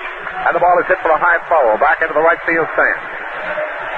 Goes back of the Yankee dugout. Almost into the reserve grandstand section. Ball 1 and strike 2 the count to Carl Reynolds. 2 down on the man on first base and Marty. Marty takes a good lead. There's the stretch, the pitch, a high one, and the steal is on, and Marty is going to be out at second base. He is out from Dickey down to Crossetti. Marty goes out stealing from Dickey to Crossetti, who covered the bag. Bringing to a close the last half of the 5th inning with no runs, 1 hit, no errors, and no one left on the bases. Gomez has now pitched 5 innings of baseball. He has allowed 8 hits, walked 1 man, struck out 3 men, and allowed 3 runs to score, and the Cubs are leading by a score of 3-2 going into the first half of the 6th inning. In the 6th inning, we're going to see Crossetti, Rolfe, and Henrich as the first 3 men to face Dizzy Dean. Let's see what their records are in this ball game thus far. Crossetti up 2 times in the ball game. It's flied out each time to Carl Reynolds in left field. Rolfe up 2 times in the ball game, grounded out the first time to Dean. The second time went out from Herman over to Collins. Henrich up 2 times in the ball game, popped out the first time to Billy Jurgis. The second time went out from Herman over to Collins at first base. Those are the first 3 men to come up in this inning. Dean is getting his sign. He's finished his warm-up, and Crossetti is now in the batter's box, taps his bat on the plate. There's Dean getting his sign from Gabby. He has it. There's the wind-up, and here's the pitch, and it's a strike. A curveball, sidearm curveball, which came in there, shoulder high for a strike. It came right over the plate. Strike 1 the count. Again the wind-up by the great Dizzy. This time he has to stop, however, as Crossetti is stepped out of the batter's box. Now Crossetti is in there again, swings his bat a couple of times. Dizzy winds up, and the pitch, Crossetti fouls. Back into the screen and back of the plate for strike 2. Strike 2 the count to Frankie Crossetti, the shortstop for the New York Yankees. Dizzy Dean, the pitcher, there's the windup, and here's the pitch, and Crossetti hits another fly ball out to left field. This time Reynolds goes almost back to the wall to take it, but take it he does for the out. Crossetti 3 times in the ball game has gone out to Carl Reynolds out in left field. 1 down in the first half of the 6th, and Rolfe is coming up. Dean has pitched 5 innings, allowed but 3 hits. He has walked 1 man and allowed 2 runs to score. He hasn't struck out a man in the ball game. 1 down. Red Rolfe is the batter, a left-hand hitter. There's the windup, and here's the pitch. Rolfe gets a strike. Just about 3 inches above the knees and over the inside corner for strike 1. Other sidearm fastball. There's the windup, and here's the next pitch by Dizzy. A slow ball comes over the plate, but a little bit low for ball 1, making the count 1-1. Ball 1 and strike 1 the count. Ball 1 and strike 1. There's 1 out. Batter up there's Red Rolfe. Here's the pitch, a slow ball. which came a little bit too close to him that time for ball 2, making the count 2-1. Ball 2 and strike 1 the count. Rolf swings that bat a couple of times to the third baseman for the Yankees. Here's the pitch, and it's a ball which comes in right at the knees, but a little bit too close to him for ball 3, making the count 3-1. Ball 3 and strike 1. Says he doesn't say a word, although Gabby complained to umpire Coles about that one. 3-1 the count. There's the windup. And here's the next one. And it's a strike over the inside corner. Curveball which broke over the inside corner, went high for strike 2, making the count 3-2. It was a called strike.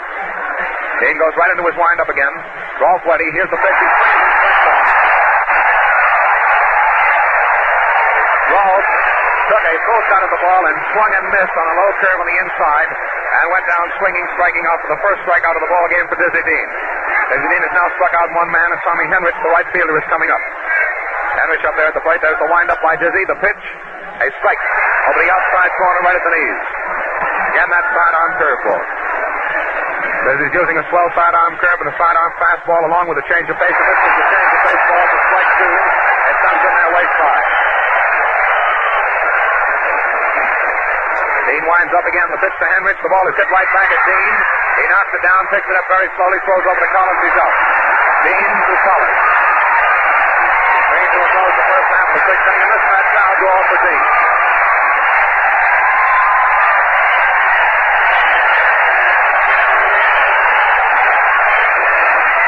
The crowd is better than 40,000. Around 44, I should say. Stood up and cheered and clapped for Dizzy as he went over there to the dugout. After the inning, the result of the inning, no runs, no hits, no errors, and no one was left on the bases. We're going into the last half of the 6th inning. In the last half of the 6th inning, we see Carl Reynolds, who still has not had a hit in the World Series of 38, although he walked the last time up. He struck out the first time in this game. And then we see Hartnett, who twice in this game has flied out, but batted .333 yesterday. And then Collins, another .333 hitter, who today has struck out once and had a single. Going into the last half of the 6th inning, Gomez still warming up down in. The Cubs are still leading by a score of 3-2. The Chicago Cubs 3, the Yankees, the American League entry in the World Series 2 at the end of the first half of the 6th inning of this ball game. We're giving the score just as often as we possibly can think of it, because a lot of you we know are tuning in at the office and other places. Carl Reynolds up there at the plate, a right-hand hitter. Reynolds is the first man up in the last half of the 6th. There's the windup by Gomez. The pitch to him. He gets a ball inside. A little bit too close to him for ball 1. Pitch was in there about shoulder high. Dickey's throw back to Gomez was almost over his head. Ball 1 the count. Gomez getting a sign from Dickey. Dickey crouches down, puts up the glove for a target. The pitch comes inside again for ball 2. Making the count to Reynolds, ball 2. Ball 2 the count. Already there's the windup, and here's the pitch. And it's a strike over the outside corner for strike 1. It came in right at the knees, making the count 2-1. It's a called strike. Gomez gets his sign from Dickey. Carl Reynolds, the first man up the last half of the 6th. Here's the pitch and a foul back into the screen and back of the plate, making the count 2-2. Ball 2 and strike to the count. Reynolds stepping back in the batter's box. He was out momentarily waiting for that new ball to be rubbed up by Gomez. Already there's the windup, and here's the pitch. And the ball is hit for a high pop up to the infield. Crossteady is coming in back of the mound. He's under the ball. Dances around under it a couple of times, finally takes it for the out. Reynolds popping out to Crossteady, the shortstop, who came in back of the pitcher's mound to take that ball. The next man to come up is going to be Gabby Hartnett. Hartnett coming up, and he's getting a nice round of applause.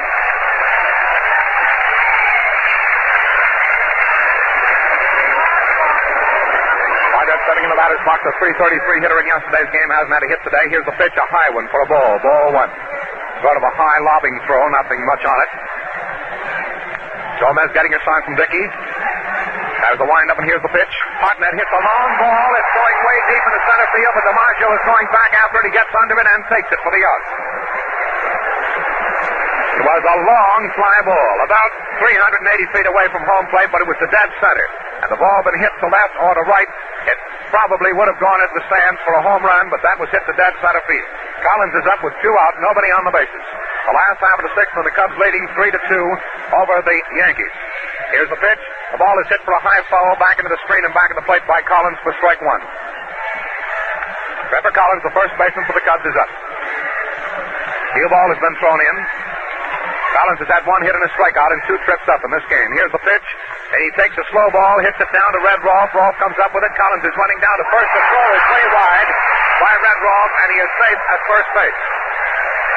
Waiting for the officials. It's an error for Rolfe on the throw. Error for Rolfe at third base on the throw. That's the second error in the ball game for Rolfe. Rolfe had an error in that first inning on a catch coming from the outfield. Catch of a ball coming from the outfield. Collins is on first base, and the batter is Jurgis. Here's the pitch, and it's a ball wide to Billy Jurgis for ball one. After Jurgis, we see Dean. Billy Jurgis up with the man on first base. Gomez getting his sign. Here's the pitch, and the foul back into the screen and back of the plate. For strike one, making the count 1-1 to Billy Jurgis. Dickey throws another ball into play, getting it from umpire Coles and back of the plate. Throwing it out to Gomez on the mound. Gomez getting his sign out from Dickey. Dickey puts up the glove for a target. Here's the pitch, and the ball is hit way deep into right field, foul. Way deep in the right field stands. The ball curving off the end of the bat as Bill Jurgis hit just a little bit too late on that outside ball. Ball curved into the right field stands for strike two, making the count 1-2. Ball one and strike to the count. There are two outs. Toss over to first base. A nice easy throw by Gomez over to Gehrig. Sort of a game of catch. Billy Jurgis waiting for the next pitch. Is standing up there at the plate, swinging a couple of times to get his timing down. Here's the pitch from Gomez. It's a ball on the inside, a curveball, breaking into a right-hand hitter. Jurgis took it for ball two, making the count 2-2. Ball two and strike to the count, two out. Here's the pitch. The ball is hit on the ground over Gomez's head. It goes down to Crossetti. Crossetti comes up with it, steps on second base, and Collins is out. Forced at second base by Crossetti. Brings to a close the last half of the sixth inning.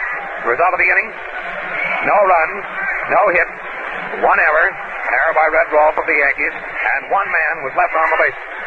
Brings to a close 6 innings of play in this second game of the 1938 World Series, with the score standing at 3-2 in favor of the Cubs over the Yankees. This broadcast of the World Series game between the Chicago Cubs and the New York Yankees is coming to you from Wrigley Field, Chicago. We pause for station identification. This is the WBBMR Theater, Wrigley Building, Chicago. And now again, ladies and gentlemen, Pat Flanagan. Thank you, John Harrington. Ready to go to work? Dean and Harton at the battery. The boys are playing out in left field for a pull hitter who's coming to bat. Joe DiMaggio. DiMaggio, Gehrig, and Dickey coming up as the first three men to face Dean in this inning. Cubs 3, Yankees 2, as we start the first half of the seventh. Ready for the ball to be pitched. Dean has his sign from Hartnett. Starts into a slow, easy wind-up. Sidearm curveball high. Ball one. A little high that time for ball one. Kind of a ball that keeps climbing all the time. Here's the next pitch. Outside. Curveball wide for ball two. Gabby makes a sign down toward the bullpen. Next one the umpire says is ball three. Gabby makes a sign for them to lay down first at the bullpen. The next sign is to get up. His first sign was to stay down. The next sign, get up. Ball three. The next one's a strike in the outside corner. 3-1 is the call. Man at bat is DiMaggio. Dean winds it up. He's ready to pitch. Here it comes. There goes the ball foul out toward left field. He went too soon for a slow ball. Ball three and strike two. Larry French and Jack Russell warming up for the Cubs. Hartnett yells something to Dizzy Dean. 3-2 to the hitter. Dean's out there on the mound, has his sign. Dean starts his windup. He's going to pitch it. Here it comes. There goes the ball toward third base on a hop to Hack. Hack over to first base. He's out. Marshall is out from Hack over to first base from Collins. That's one down. Gehrig comes to bat with a perfect day at bat. He has walked once, singled once. Bill Gehrig comes to bat. One man down, nobody on. Here's the pitch. There's the ball for a high fly toward right field. Right fielder Demaree is coming in, playing the win on the dead run. He's waiting for it and gets it to the out. Really got him a fly to the right fielder. Next son of a bat is Dickey. He had a perfect day at bat yesterday. Today he's popped out to the shortstop and hit into a double play. Dean goes up to the mound to get his sign. Dean has his sign. He's ready to pitch it down. 2 down, nobody on. There's the ball fouled up into the net. They're starting to take a cut at everything that Dizzy puts down there that looks good. It's the 7th inning, and the Cubs are ahead 3-2. Turned out to be a beautiful, bright, sunshiny day along about the 4th inning. Still a few fleecy clouds up in the skies, but mostly it's clear. There goes the ball for a drive out towards center field, way back deep. Marty's after it. He has it. And on the fly to Marty. Then coming up and down in the seventh inning. No runs, no hits, no errors. No one left on base. All good Cubs fans come to their feet in this last half of the seventh inning. We have Dean, Hack, and Herman coming up for their turns at bat.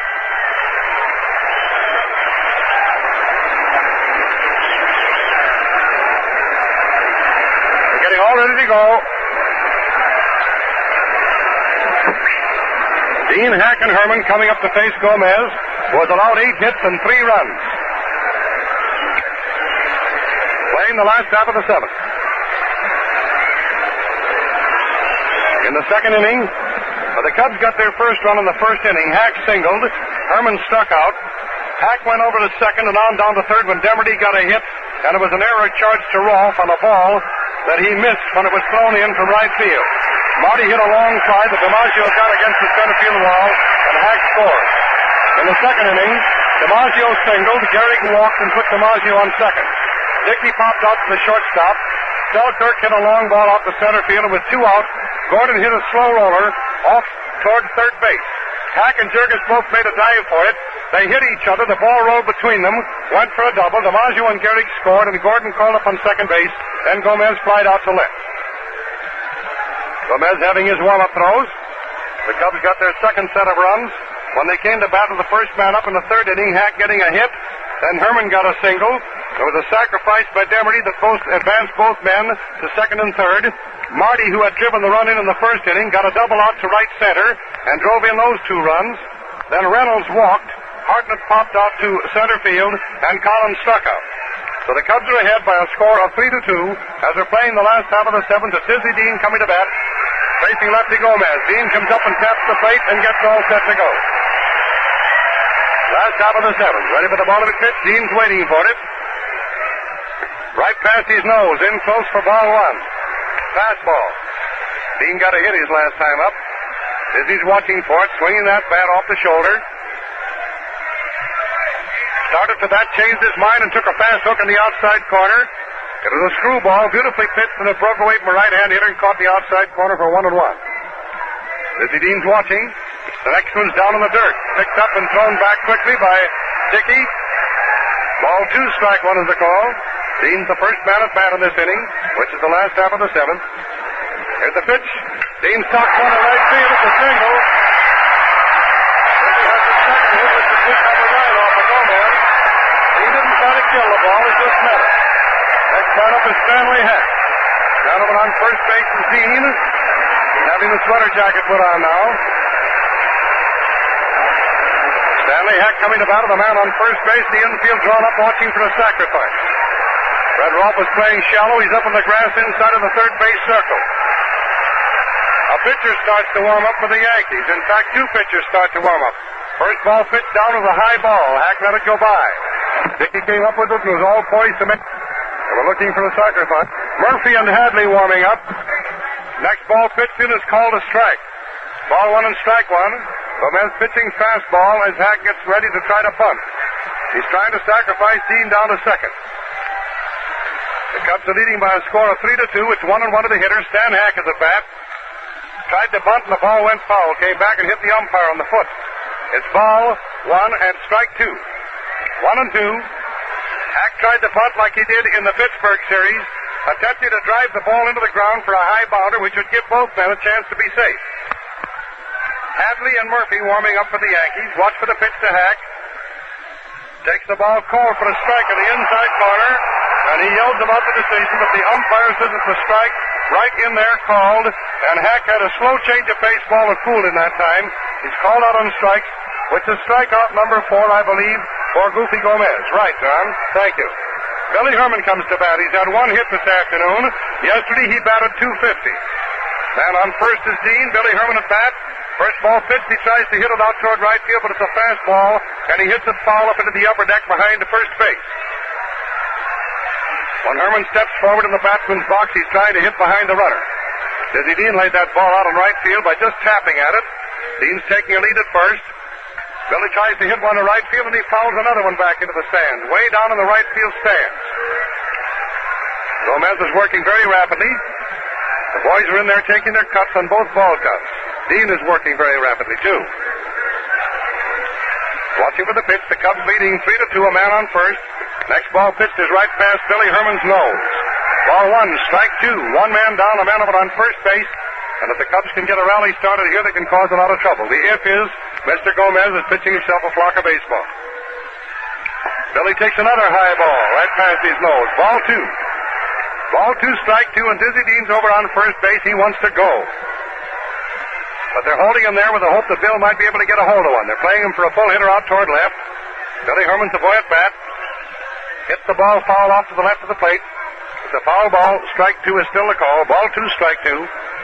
Dickey goes over, retrieves the ball, and starts around the infield, but it doesn't go very far. Gehrig immediately gives it to the pitcher. Billy Herman steps up into the batsman's box, taps the barrel of the bat down against the plate. Man on first is Dizzy Dean. It's a 2-2 count to the hitter. There's one man down. Watch for the pitch. He swings too late at the fastball. Goes down swinging. That's strikeout number 5 for Gomez. He struck out 2 in the first inning. He struck out 1 in the third. And now he has struck out 2 in the seventh with the man aboard. Demaree coming to bat. He's had a hit laid down in sacrifice and flied out to center. Dizzy Dean is trapped off of first base. Gomez ready to make the throw, and he misses him, and Dizzy's making him go all the way to second. Now he's running back, and he's finally put out on the throw from Gomez to Gordon. Dean is caught off first. Dean caught off first, and he goes out from Gomez to Gordon. The side is retired, no runs, 1 hit, no errors, and no one left on base. That ends the 7th inning. We start playing now in the first half of the 8th inning, with the Cubs still leading by a score of 3-2 in a very tight ball game. Selkirk, Gordon, and Gomez, the first 3 men to come and face Dizzy Dean. Dean out of the mound, picks up the rosin sack, gets ready to take that ball and have a few warm-up throws with Gabby Hartnett. Score is 3-2 in favor of the Cubs. We told you how the Cubs made their scores and how the Yankees got their two. So you can see how the ball game has gone since those early innings. The Yankees are still a dangerous club, and the Cubs are just as dangerous. Get those hits. The Cubs have had a hit in every inning except the 6th. That's the only inning in which they have gone hitless. They got 2 hits and a run in the first inning. They got 3 hits and 2 runs in the third. They got 1 hit in the 2nd, 4th, 5th, and 7th. But when the first man up got a hit, then Gomez really bore down. They still have Hadley and Murphy warming up for the Yankees, figuring probably that if Selkirk or Gordon get on, they can relieve Gomez. The Cubs have French and Russell keeping warm. Dizzy Dean gets ready to pitch this ball down to Selkirk. Dean winds it up, arms overhead. They're playing him for a pull hitter toward right. He hits one out toward right field. The ball takes a hop out there and is thrown back into the infield in a hurry, and they find a man of it on first base. Selkirk got the hit that put the tying run on. Now we'll see what the Yankees do. That is hit number 4 off Dean, and the first hit they've had since the 4th inning, and it's the second hit that they've had since the 2nd inning. They're starting to take picks on Dizzy now, and that first pitch, we'll see what happens. The man at bat is Gordon. Flash Gordon likes to hit that first pitch. There's a look toward first, the pitch. Gordon takes a floater that gets away from Gabby, but he picks it up and holds the runner on first. Ball 1, too low. Right down in the dirt. Score is 3-2 in favor of the Cubs. The Yankees have that tying run on first. He's a fast man. Twinkle toes Selkirk. Gordon's at bat. This boy's driven in an awful lot of runs this year. There's the stretch by Dean, the pitch. There goes the ball toward third. Hack gets it. Over to second. Second back to first. And he's safe at first and out at second for a fourth out. Hack fumbled the ball a little bit, went to his knees, got up and threw it to Herman. Herman made a quick quartering throw over to first base, but Gordon was too fast. He's safe on the fielder's choice, and he represents the tying run. Whereas Selkirk was forced out at second base from Hack over to Herman. We'll see who bats for Gomez.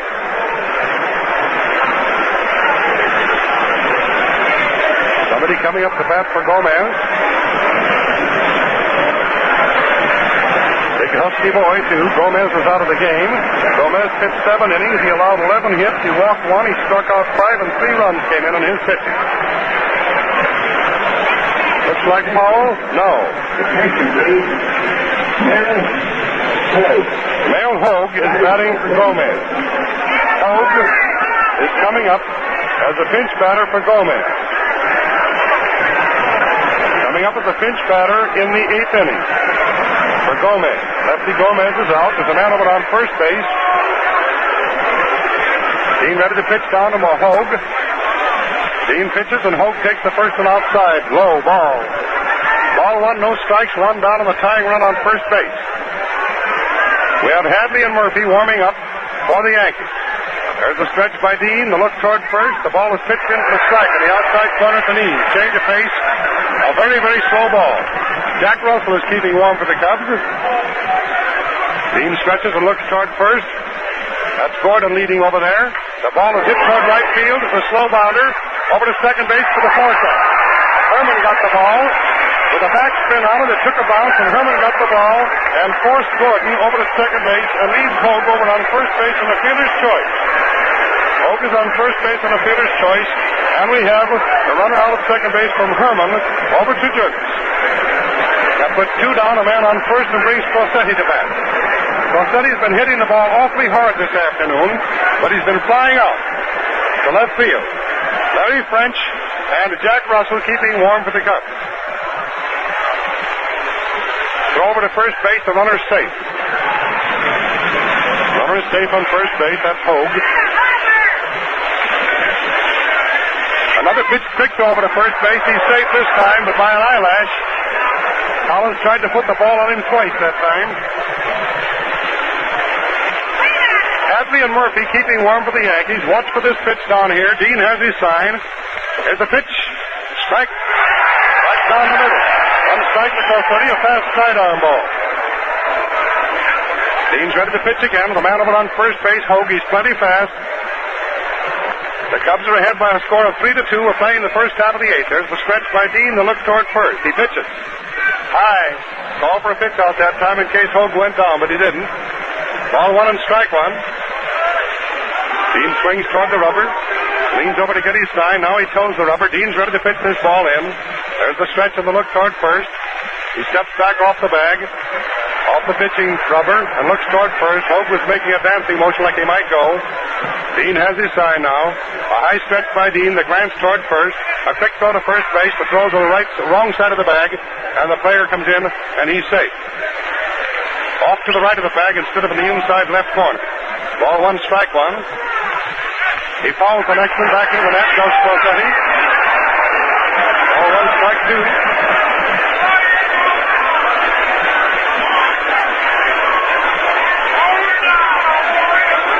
Dean gets his sign to pitch the next one down. 1-2 to the hitter. Dean's up on the mound. Rubs the ball up. Now he's ready to toe the rubber. Dean swings with his toe up on the rubber. There's the stretch to look toward first. Runner makes a jumping motion. There's the ball fouled up into the upper part of the net. Ball one, strike two, two down. 3-2 in favor of the Cubs in playing the first half of the eighth. Dizzy Dean receives the new ball from Hartnett. Dean's ready to swing into position. Man on first base is Hogue.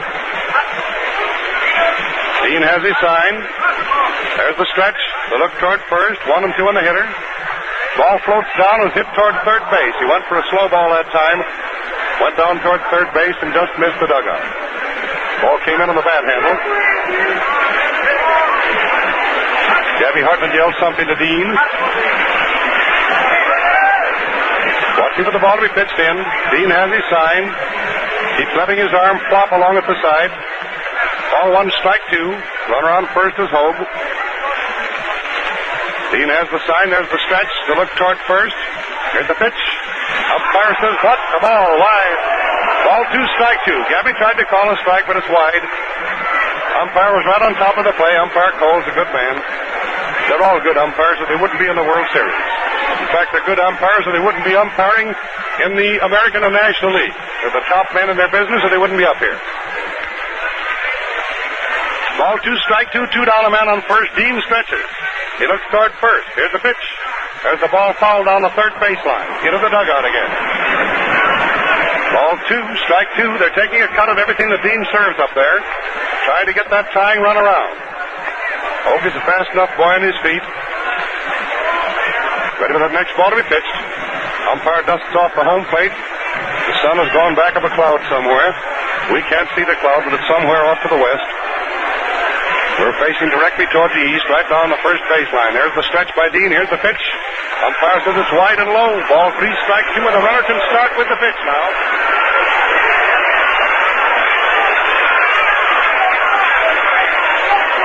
Yankee fans start to talk it up. Cub fans are yelling for Dizzy to hold him. Runner on first, ready to go with the pitch. Dizzy stretches. Steps off the mound as he finds out that the hitter has stepped out of the batsman's box. Ball 3, strike 2, 2 down, and the runner on first can go with the pitch. Dean is pitching to Selkirk. Dean stretches. Dean's ready to let it go. Here it comes. There goes the ball out to left field. It's foul. I said to Selkirk. I meant Crosetti. He's pitching to Crosetti. I was thinking of Twinkletoes, Selkirk, who got the hit to start this 8th inning. Was 4th and 2nd. Crosetti is the man at bat. Ball 3, strike 2, 2 men down, and Hogue on first base. Dean ready to pitch this ball down to Crosetti. Dean swings out of the mound. Throws the rubber. Runner on first can go with the pitch on a 3 and 2 with 2 down. There he goes. Here's the pitch. There goes the ball for a high, long drive. Out in the left field stands for a home run. Crosetti hits the home run out into the left field stands, and the score has now changed complexion. It's the Yankees 4 and the Cubs 3. 2 runs coming in, and that's only hit number 5 off the pitching of Dean. A well-hit ball. He's been aiming for that all afternoon, trying hard to pull that ball, and he's been holding back, and 3 times Crosetti has flied out to Reynolds. Once he held back and hit into the corner, Reynolds got it there. The next 2 times he drove him clear back to the wall. A well-hit ball for a home run, and the Yankees have gone out ahead by a score of 4-3. Next ball pitched in was pitched into Rolfe. Rolfe got that ball. First one for the ball, the next one for a strike. Ready for the next ball to be pitched. Next one floats in close for another ball. Ball 2, strike 1, 2 down, and 2 runs in for the Yankees. They're ahead 4-3.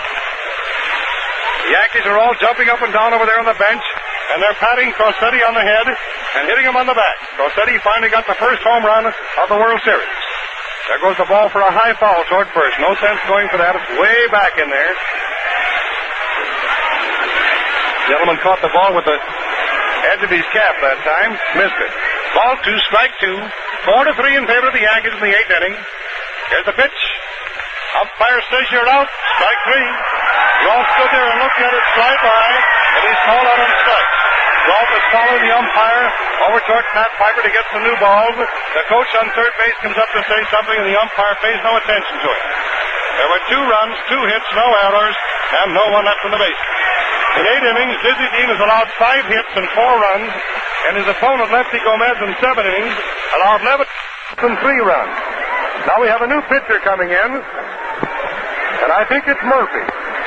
Murphy, who has been depended upon to be the great man for the Yankees in the pinches as a pitcher, is the man who's coming in to pitch, I believe. Murphy will probably come in to pitch. First man coming to bat will be Demaree. Demaree, Marty, and Reynolds, the first 3 coming up to face Murphy in the 8th inning. The Cubs need 1 run to tie and 2 to go out and get ahead. Cubs got 1 run in the first. They got 2 runs in the third. The Yankees got 2 runs in the second, and they got 2 runs in the 8th. On a home run by Crosetti with a man aboard. Murphy is the pitcher. Murphy coming in to pitch.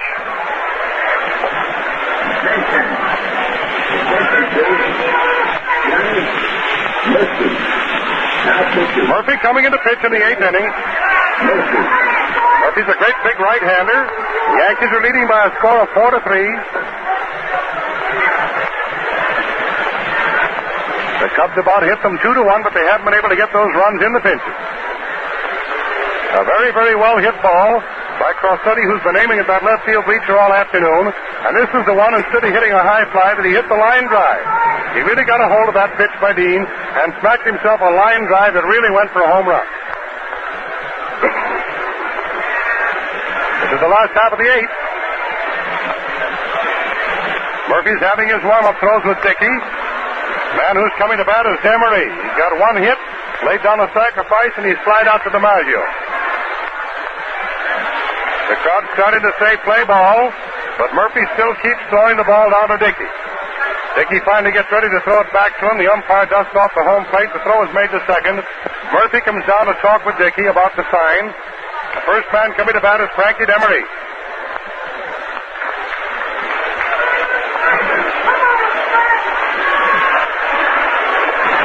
All right, the Yankees asserted their power, and with a man aboard, got the only home run of the World Series so far, and that made the Yankees 4 and the Cubs 3. The Cubs have got to get a run to tie and 2 to go to hit.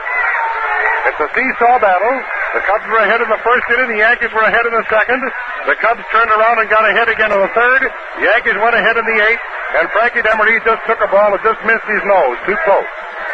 Murphy ready to pitch to Demaree. Frank's watching for it. There goes the ball for a high fly over towards third base. It's a foul back into the stands. And we find Rolfe and Cossetti both going for it, but not a chance. Couldn't get to it. A long foul by a northeast wind to carry it back into the stands. 4-3 in favor of the Yankees. Last out of the eighth. Man up at bat is Frankie Demaree. Waiting for the ball to be pitched. Demaree's watching for it. He's had one hit this afternoon. That was off of Gomez. He attempted to bunt, and the ball went foul for strike 2. Ball 1, strike 2.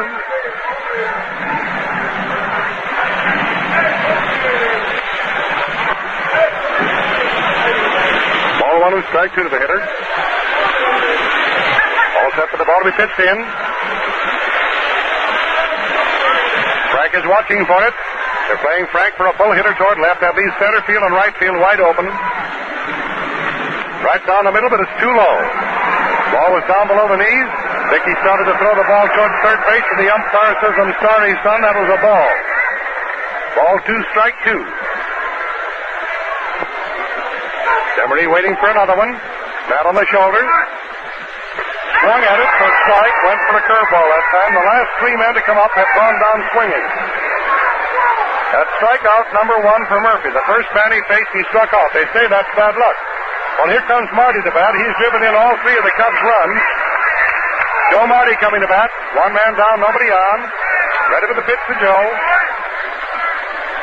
High ball. 1 ball too high and wide. Gets it outside corner with an overhand curve. It's 4-3 in favor of the Yankees. Ready for the ball to be pitched.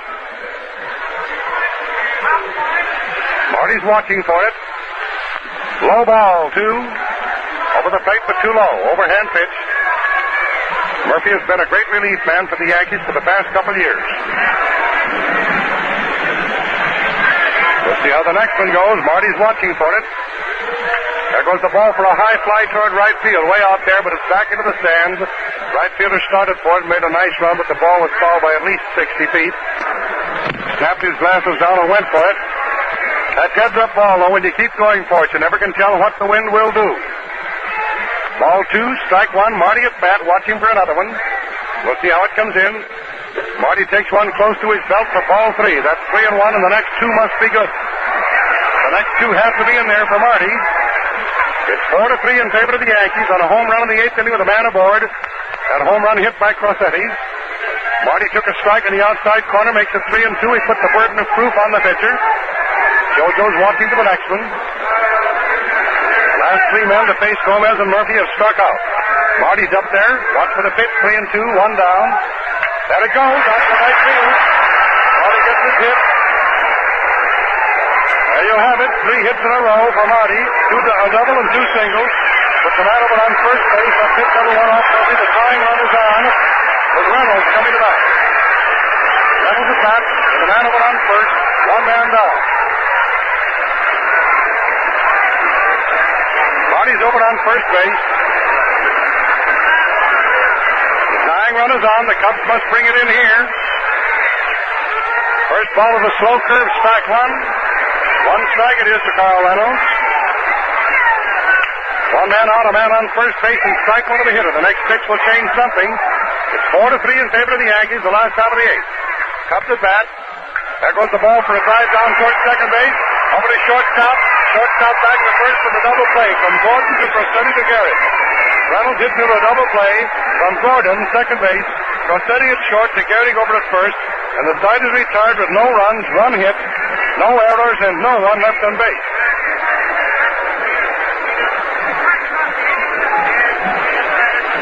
All right, the score is 4-3 in favor of the Yankees. The broadcast of the World Series games between the Chicago Cubs and the New York Yankees is coming to you from Wrigley Field, Chicago. We pause for station identification. This is the WBBM-Air Theater, Wrigley Building, Chicago.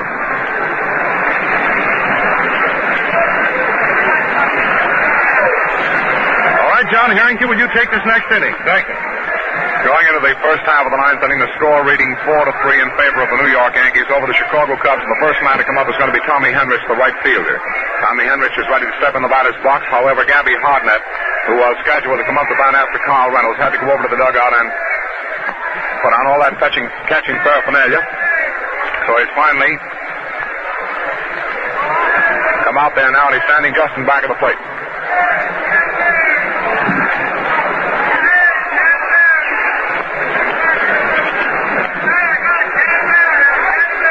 Desi Dean out there on the mound has finished his warm-ups, and the first man is stepping in the batter's box is Tommy Henrich, the right fielder. There's the windup by Desi Dean. Here's the pitch, and Henrich hits a line drive smash out to right field for a single. Taken out there by Demaree, thrown into second base to Billy Herman, and he's held at first. Henrich singles to right field. Henrich on first base. That brings DiMaggio up to the plate. Joe DiMaggio coming up. DiMaggio steps in the batter's box. Thus far today he's had one hit, a base hit to left field, a single. And on that single, he was one of the two runs to score for the New York Yankees in the second inning. Already there's a stretch to look toward first base. And here's the pitch by Desi Dean. The ball is hit for a long one way out deep in the left field. It's going over the fence and over the wall for a home run. A home run for Joe DiMaggio over the left field wall, scoring 2 more runs for the New York Yankees and putting them ahead by a score of 6-3 in the ball game. The Yankees 6, the Cubs 3. A home run by Joe DiMaggio over the left field wall of the first pitch from Desi Dean. Giz is out there now talking with all of his infielders, and they're sending Jack Russell, I believe, into the ball game. Jack Russell is going to come in to relieve Desi Dean. Dean is being taken out of the ball game. Now it's going to be Larry French. French is the pitcher coming in. French at least is leaving the dugout and coming in to pitch as far as we know. Gabby is calling on Larry French to relieve Desi Dean here with the score 6-3. Score of 6-3 in favor of the Yanks on a single and a home run here in this first half of the ninth inning. The single was by Henrich out to right field. DiMaggio hitting a left field home run right over the left field wall out toward that yellow brick building just beyond the left field flagpole in the wall. It went all the way over the wall on the fly and down into the yard in front of that building over there, which at the present time are perched several spectators on top of the building and also in the window. Larry French going into the pitch. Desi Dean is saying, give him a great hand as he comes out of that ball game. Not all standing up and cheering for him. He's given a swell exhibition of pitching. 2 more hits in this inning, a 7 and all off Dean in the ball game, and 6 runs off Dean. Score being 6-3. French is now going into pitch. He's in there warming up. Throwing a few warm-up pitches into Gabby Hardnett. He should be plenty warmed up. He's been warming up off and on since that first inning. But down there in the bullpen with Jack Russell as a relief hurler, and the two of them have been warming up for a long time, and now the first man to come up is going to be Gehrig facing Larry French. 2 runs across, nobody on the bases, nobody out. The first half of the ninth inning, and the score 6-3 in favor of the New York Yankees over the Cubs. Gehrig in the batter's box. Larry French is ready. There's the windup, and here's the pitch. A slow curve, a little bit wide for ball 1. Ball 1 to Lou Gehrig. Yankees won yesterday's game 3-1. They're winning this one 6-3 today in the first half of the ninth. There's the windup, and here's the pitch. And a slow curve again breaks over the outside corner this time. Waist high for a called strike, making the count 1-1. Ball 1 and strike 1 to Lou Gehrig, the first baseman of the New York Yankees. Gehrig up, nobody on the bases, nobody out. First half of the ninth with 2 runs across. Here's the pitch, a ball inside and high, very fast one. Ball 2, making the count 2-1. Ball 2 and strike 1 the count. Already there's the windup by Larry French. The pitch, a swing and a miss by Gehrig to strike 2, making the count 2-2. It was again that slow curve ball going away from a left-hand hitter, and he swung and missed it for strike 2, making the count 2-2 to Lou Gehrig. Ball 2 and strike 2 the count. French getting a sign from Gabby, starts his windup. Here's the pitch, another slow curve. This time it's too low for ball 3, making the count 3-2. Ball 3 and strike 2 to Gehrig. Nobody out in the first half of the ninth, and 2 runs across. Here's the pitch, and a swing and a miss. He strikes him out. goes down swinging. Larry French strikes him out. For the first strikeout for French.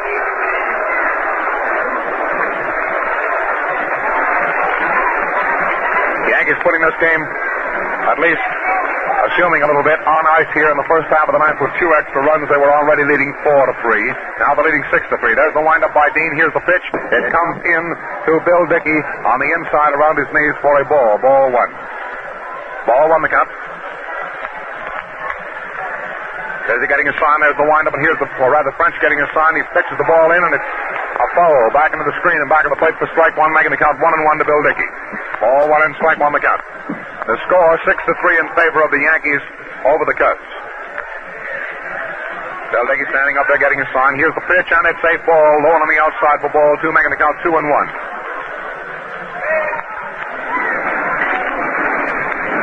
Larry French steps off the pitching rubber for a moment, goes back toward the rosin bag, but does not use it, rubs the ball up.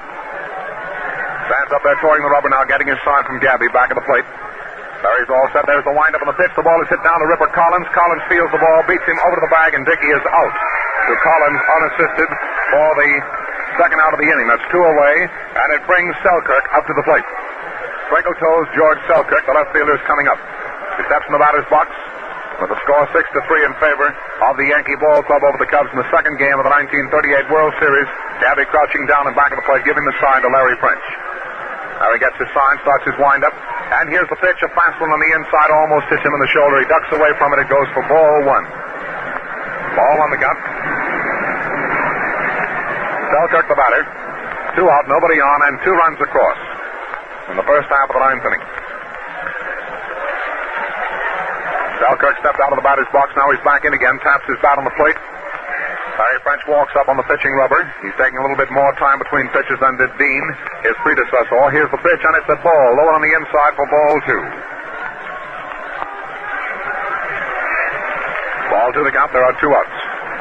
Already there's the windup, and here's the next one. Selkirk gets a strike, a fastball over the inside corner of the plate, waist high for strike 1, making the count 2-1. 2-1 the count. Already there's the windup by Larry French. The pitch, a ball on the inside for ball 3, making the count 3-1. Ball 3 and strike 1 the count. There are 2 outs. Selkirk is the batter. There are 2 runs across.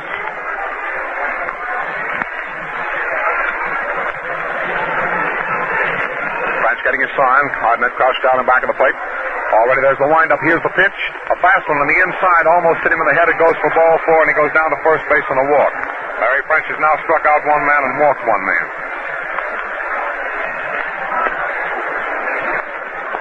Selkirk seemed to pull a little muscle on his side. He's holding his side a little bit as he walks down to first base when he tried to get out of the way of that fast ball, which was coming into his head as it came in there. It was not an intentional beanball. It was just one of those wild throws. Ball 4, he's down at first base after walking down there very slowly, still stretching, trying to get that kick out of his left side. And I believe they're calling for the trainer to come out and possibly a man to run for him. Selkirk stretching and flexing his muscles, goes back. The first base cushion, he's all right now. So it's 1 man on, 2 out, 2 runs across. Selkirk was hit by a pitch ball. It wasn't ball 4. Scored as a hit by a pitch ball officially. Here's the pitch. It comes in to Gordon, and he swings and misses for a strike, strike 1. Although it didn't look up here as if he'd been hit by a pitch ball. That's the official scorer has thus scored it anyway. Here's the pitch now again, and it's a strike over the outside corner to Gordon for strike 2. Fastball pitched in there waist high. Strike 2 to count to Gordon. The man on first base. 2 down and 2 runs across. That man hit by a pitch ball. There's the stretch to look toward first base by Larry French. Here's the next pitch to Gordon. Gordon swings and strikes out. 2 strikeouts for Larry French in the inning. French pitching 1 inning, striking out 2 men, hitting 1 man with a pitch ball, and putting him on first base. The result of the first half of the ninth inning: 2 runs, 2 hits. There were no errors, and 1 man was left on the bases. So my totals, as far as the Yankees are concerned, run as follows: 6 runs, 7 hits, 2 errors, and 2 men left on the bases. We're going into the last half of the ninth inning. The score standing at 6-3 in favor of the New York Yankees, and it's the Cubs' last chance The National League got his last chance in this second game of the World Series to come up. Now officially, he was walked. Selkirk was walked as we originally gave you. He wrenched his back in twisting away from an inside fastball. As I told you, and ducked away from it. It was coming in right at his head, so it's now officially given as a walk. And not hit by a pitch ball.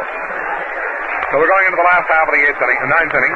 On the batter coming up there is Gabby Hartnett, a .333 hitter in yesterday's game, a fellow who's been up twice in this game today, or 3 times in this game today, and 5 out each time. He's hit the ball hard, but right to the fielders, twice to DiMaggio, once way out there almost to the center field wall. So Hartnett is ready to step in the batter's box. Jake Powell is playing out in left field in place of Selkirk. Powell in left field. Selkirk has been taken out of the game, and Powell has been inserted in left field. Put him in your lineup in place of Selkirk. Gabby Hartnett up there at the plate. Ball has been thrown around the infield. Murphy is warmed up. He's now ready to pitch to Gabby. 3 runs needed to tie up for the Cubs. And 4 to win. Score of the ball game 6-3 in favor of the Yankees. Gabby swings the bat a couple of times. Murphy's ready. There's the windup and the pitch. A strike over the inside corner, waist high. Strike 1 the count to Gabby Hartnett. The last half of the 9th inning of the second game of the World Series. There's the windup, and here's the next one. Hartnett swings and misses for strike 2. Strike 2 the count to Gabby.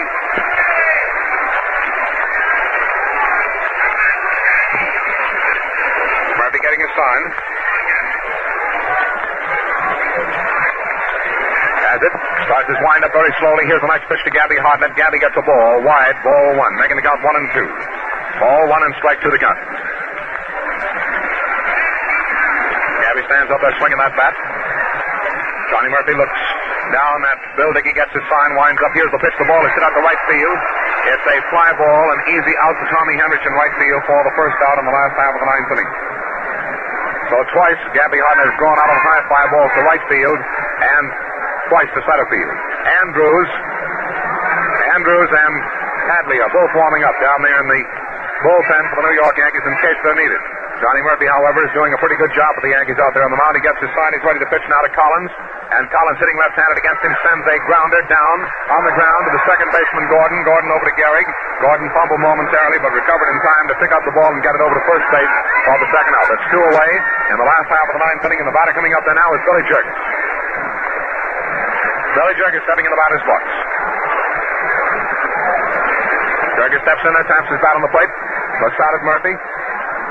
That's the Billy Jurgens to keep the Cubs in the ball game by getting a base hit here if they expect to stay in their second game. However, the Yankees putting the game on ice in the first half of the 9th, went into the lead 6-3. Here's the pitch, and Jurgens gets a fast one a little bit low and on the outside for ball 1. Ball 1 the count.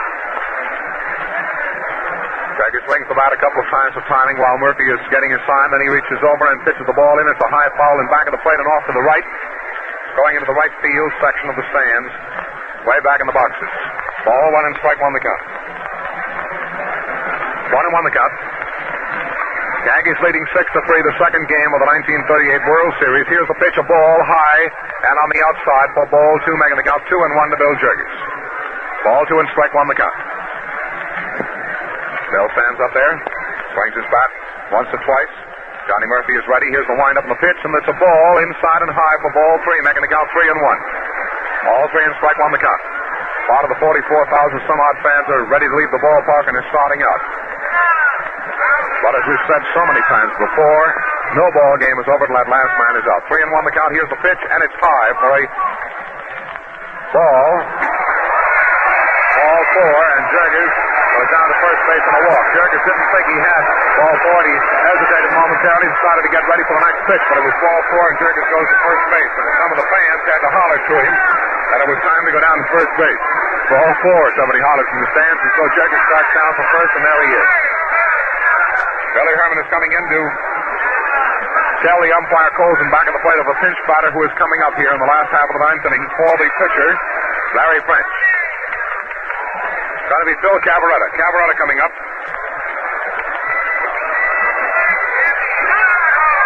Cavaretta, I believe, batted .500 in yesterday's game. Attention. Attention, please. Cabrera batted .500 in the first game of the World Series. He's coming up now as a pinch batter against Johnny Murphy. He's batting for French. Cabrera for French. Cabrera ready to step in the batter's box. Gehrig is down on first base. 2 down. We're in the last half of the 9th inning. Murphy is ready. There's the stretch. Here's the first pitch now to Cabrera, and it's a ball. High on the outside for ball 1. 2 boys still warming up down there for the Yankees. From Tadley and Harvey Andrews. Here's the pitch. A strike over the inside corner, a fastball. Harvey firing it right down the groove over the inside corner for a strike. Ball 1 and strike 1 the count. 1-1. A man on first base and Bill Gehrig. And Phil Cabrera the batter. Here's the pitch. He starts to swing but holds back. He gets the ball. High on the outside for ball 2. Making the count 2-1. Ball 2 and strike 1 to Phil Cabrera. A pinch batter in the last half of the 9th inning with 2 down and a man on first. Here's the pitch. The ball is hit on the ground. It's down and out to off the Flash Gordon's glove for a base hit, I believe. It'll be a single out to right field. Gordon went over covering a lot of territory, and it goes as a hit. He just got a piece of that ball on the edge of his glove, but it goes as a hit going out to right field, and it gives the thousands of Cubs fans out here at the park some more hope. 2 runners around the bases. Gehrig is down on second base, and Cabrera is down on first. The batter coming up there now is Stanley Hack, who has had 2 hits for 4 trips, batting .500 for the day today after batting .750 in yesterday's game. Hack stepping in the batter's box. Murphy gets ready, gets his sign from Bill Dickey. And here's the first pitch to Hack, and it's a ball. Low on the inside for ball 1. Ball 1 that got to Stanley Hack. 2 runners on the bases. The score is 6-3.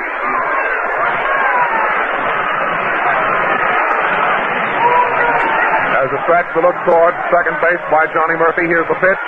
Stanley Hack gets a strike. It came in at the knees and over the heart of the plate, a fastball. Making the count 1-1.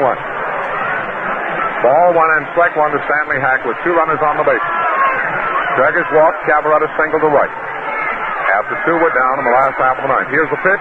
The ball is hit for a smash down to Crossetti. He takes a line drive right at the ground, and he is out. Hack hits a line drive smash to Crossetti, the shortstop, and he is out for the 3rd out, and the ball game is over. The Yankees win the 2nd game of the 1938 World Series by a score of 6-3. The last half of the 9th inning showed no runs, 1 hit, no errors, and there were 2 men left on the bases. Totals for the time of the game was 1 hour and 53 minutes. And the totals on the game for New York, 6 runs, 7 hits, 2 errors. For Chicago, 3 runs, 11 hits, no errors. There were 2 men left on the bases for the New York Yankees, and there were 7 men left on the bases by the Cubs. Those are the totals on the game officially as they've come to us on our speaker. John Harrington speaking to you, and now here again is Pat Flanagan. How do you do, ladies and gentlemen? All ready to go on and tell you what happened in the ball game and speak about some of the ball players who seem to be the heroes. Crossetti, of course, getting his home run, which put them ahead and actually drove in what was the winning run. 42,108 people actually attended the ball game. $203,000 is what was just $205,437. The official receipt. $205,437. 15% for the commissioner. Minus that, $30,813.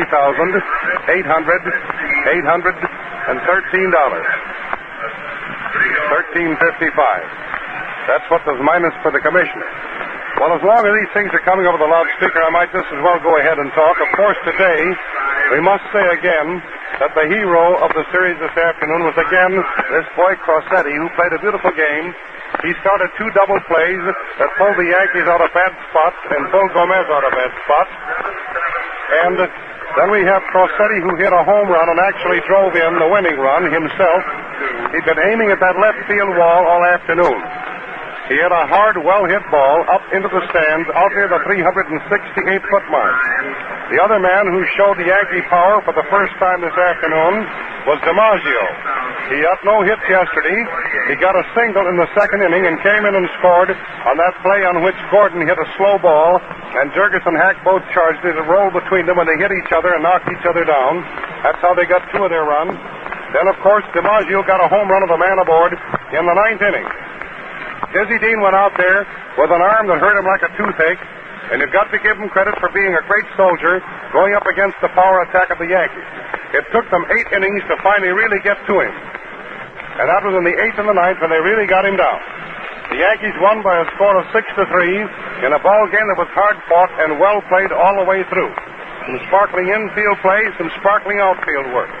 Rossetti, as I told you, tried very hard to get that ball out in left field, and 3 times Reynolds robbed him of hits by catches out in the left field corner. But that 1-1 that he got, that one terrific wallop over the fence, made him, of course, the hero for the Yankees. However, we mustn't forget that Rossetti played a bang-up ball game himself, and on that last ball that was played and was hit down there just a moment ago by Stan Hack, Rossetti came in fast as if to play an ordinary ground ball, but he got the ball in his glove just about 3 inches above the ground while he was on the dead run. He hung onto that ball, stumbled, and hung on and would not let go. He did a fine piece of work all afternoon. Of course, if the Cubs had won, there would have been someone be sure to write or talk about Roth being the GOAT on account of 2 errors. But the Cubs did not win, so that's all forgotten. And most of the play now will go to DiMaggio and Rossetti, particularly Rossetti, who drove in those winning runs. Dean pitched a great game, and you can see that when you stop and figure that during the time he was in, for 8 innings and 2 men pitched 2 in the 9th, he still had only allowed 7 hits. But 2 of those were home runs, each of the man aboard. He allowed 2 hits in the 2nd, he allowed 1 hit in the 4th, and then he allowed 2 in the 8th, and finally they got to him for a hit in the 9th. A couple of hits, a single and a home run. So Dean tried very hard. Lefty Gomez now has a record, having won this ball game, the only man who ever won 6 straight World Series games. There were 2 other men who had won 6 World Series games, but in among those 6, we find that there were 2 of them that went, or 1 of them apiece, that went for losses. 2 men won World Series games, and of course, the pitchers were Bender and Hoyt. They each have 6 to the record, but each one was charged with at least 1 defeat, whereas Gomez has just exactly 6 straight wins and no losses. It's a great ball game all the way through. The Yankees and the Cubs are going to play their next game at the Yankee Stadium down in New York. That, of course, is the stadium that most people speak of as the trick stadium in which the Yankees can take shots at certain parts of the field for those home runs. But there was nothing tricky about the home runs they got this afternoon. They were both well-hit balls. When they get down there, as far as Yankee Stadium being built as a trick stadium for home runs, the Cubs have exactly the same chance to hit the ball in those same spots. They haven't been aiming at them so long, but they still have that same chance. So when anybody tells you a ball field is built for a certain team, remember that the other team that goes in there to play has exactly the same advantage and the same disadvantages that the home team does. They may not be quite so accustomed to certain little things, but at the same time, it doesn't make an awful lot of difference, particularly when it's a series like this, where you've got to win 4 out of 7. The series isn't over by a long shot, but 2 of the boys have gone up there for the Cubs, and 2 of the boys have gone down. This is a well-played, a hard-hitting game this afternoon with the kind of thrills you like to see at a World Series. We've had a great time broadcasting for you this afternoon, Johnny Harrington and myself. We just want to tell you now that this broadcast of the World Series game between the Chicago Cubs and the New York Yankees has come to you from Wrigley Field, the home of the Cubs in Chicago. We return you to our studios.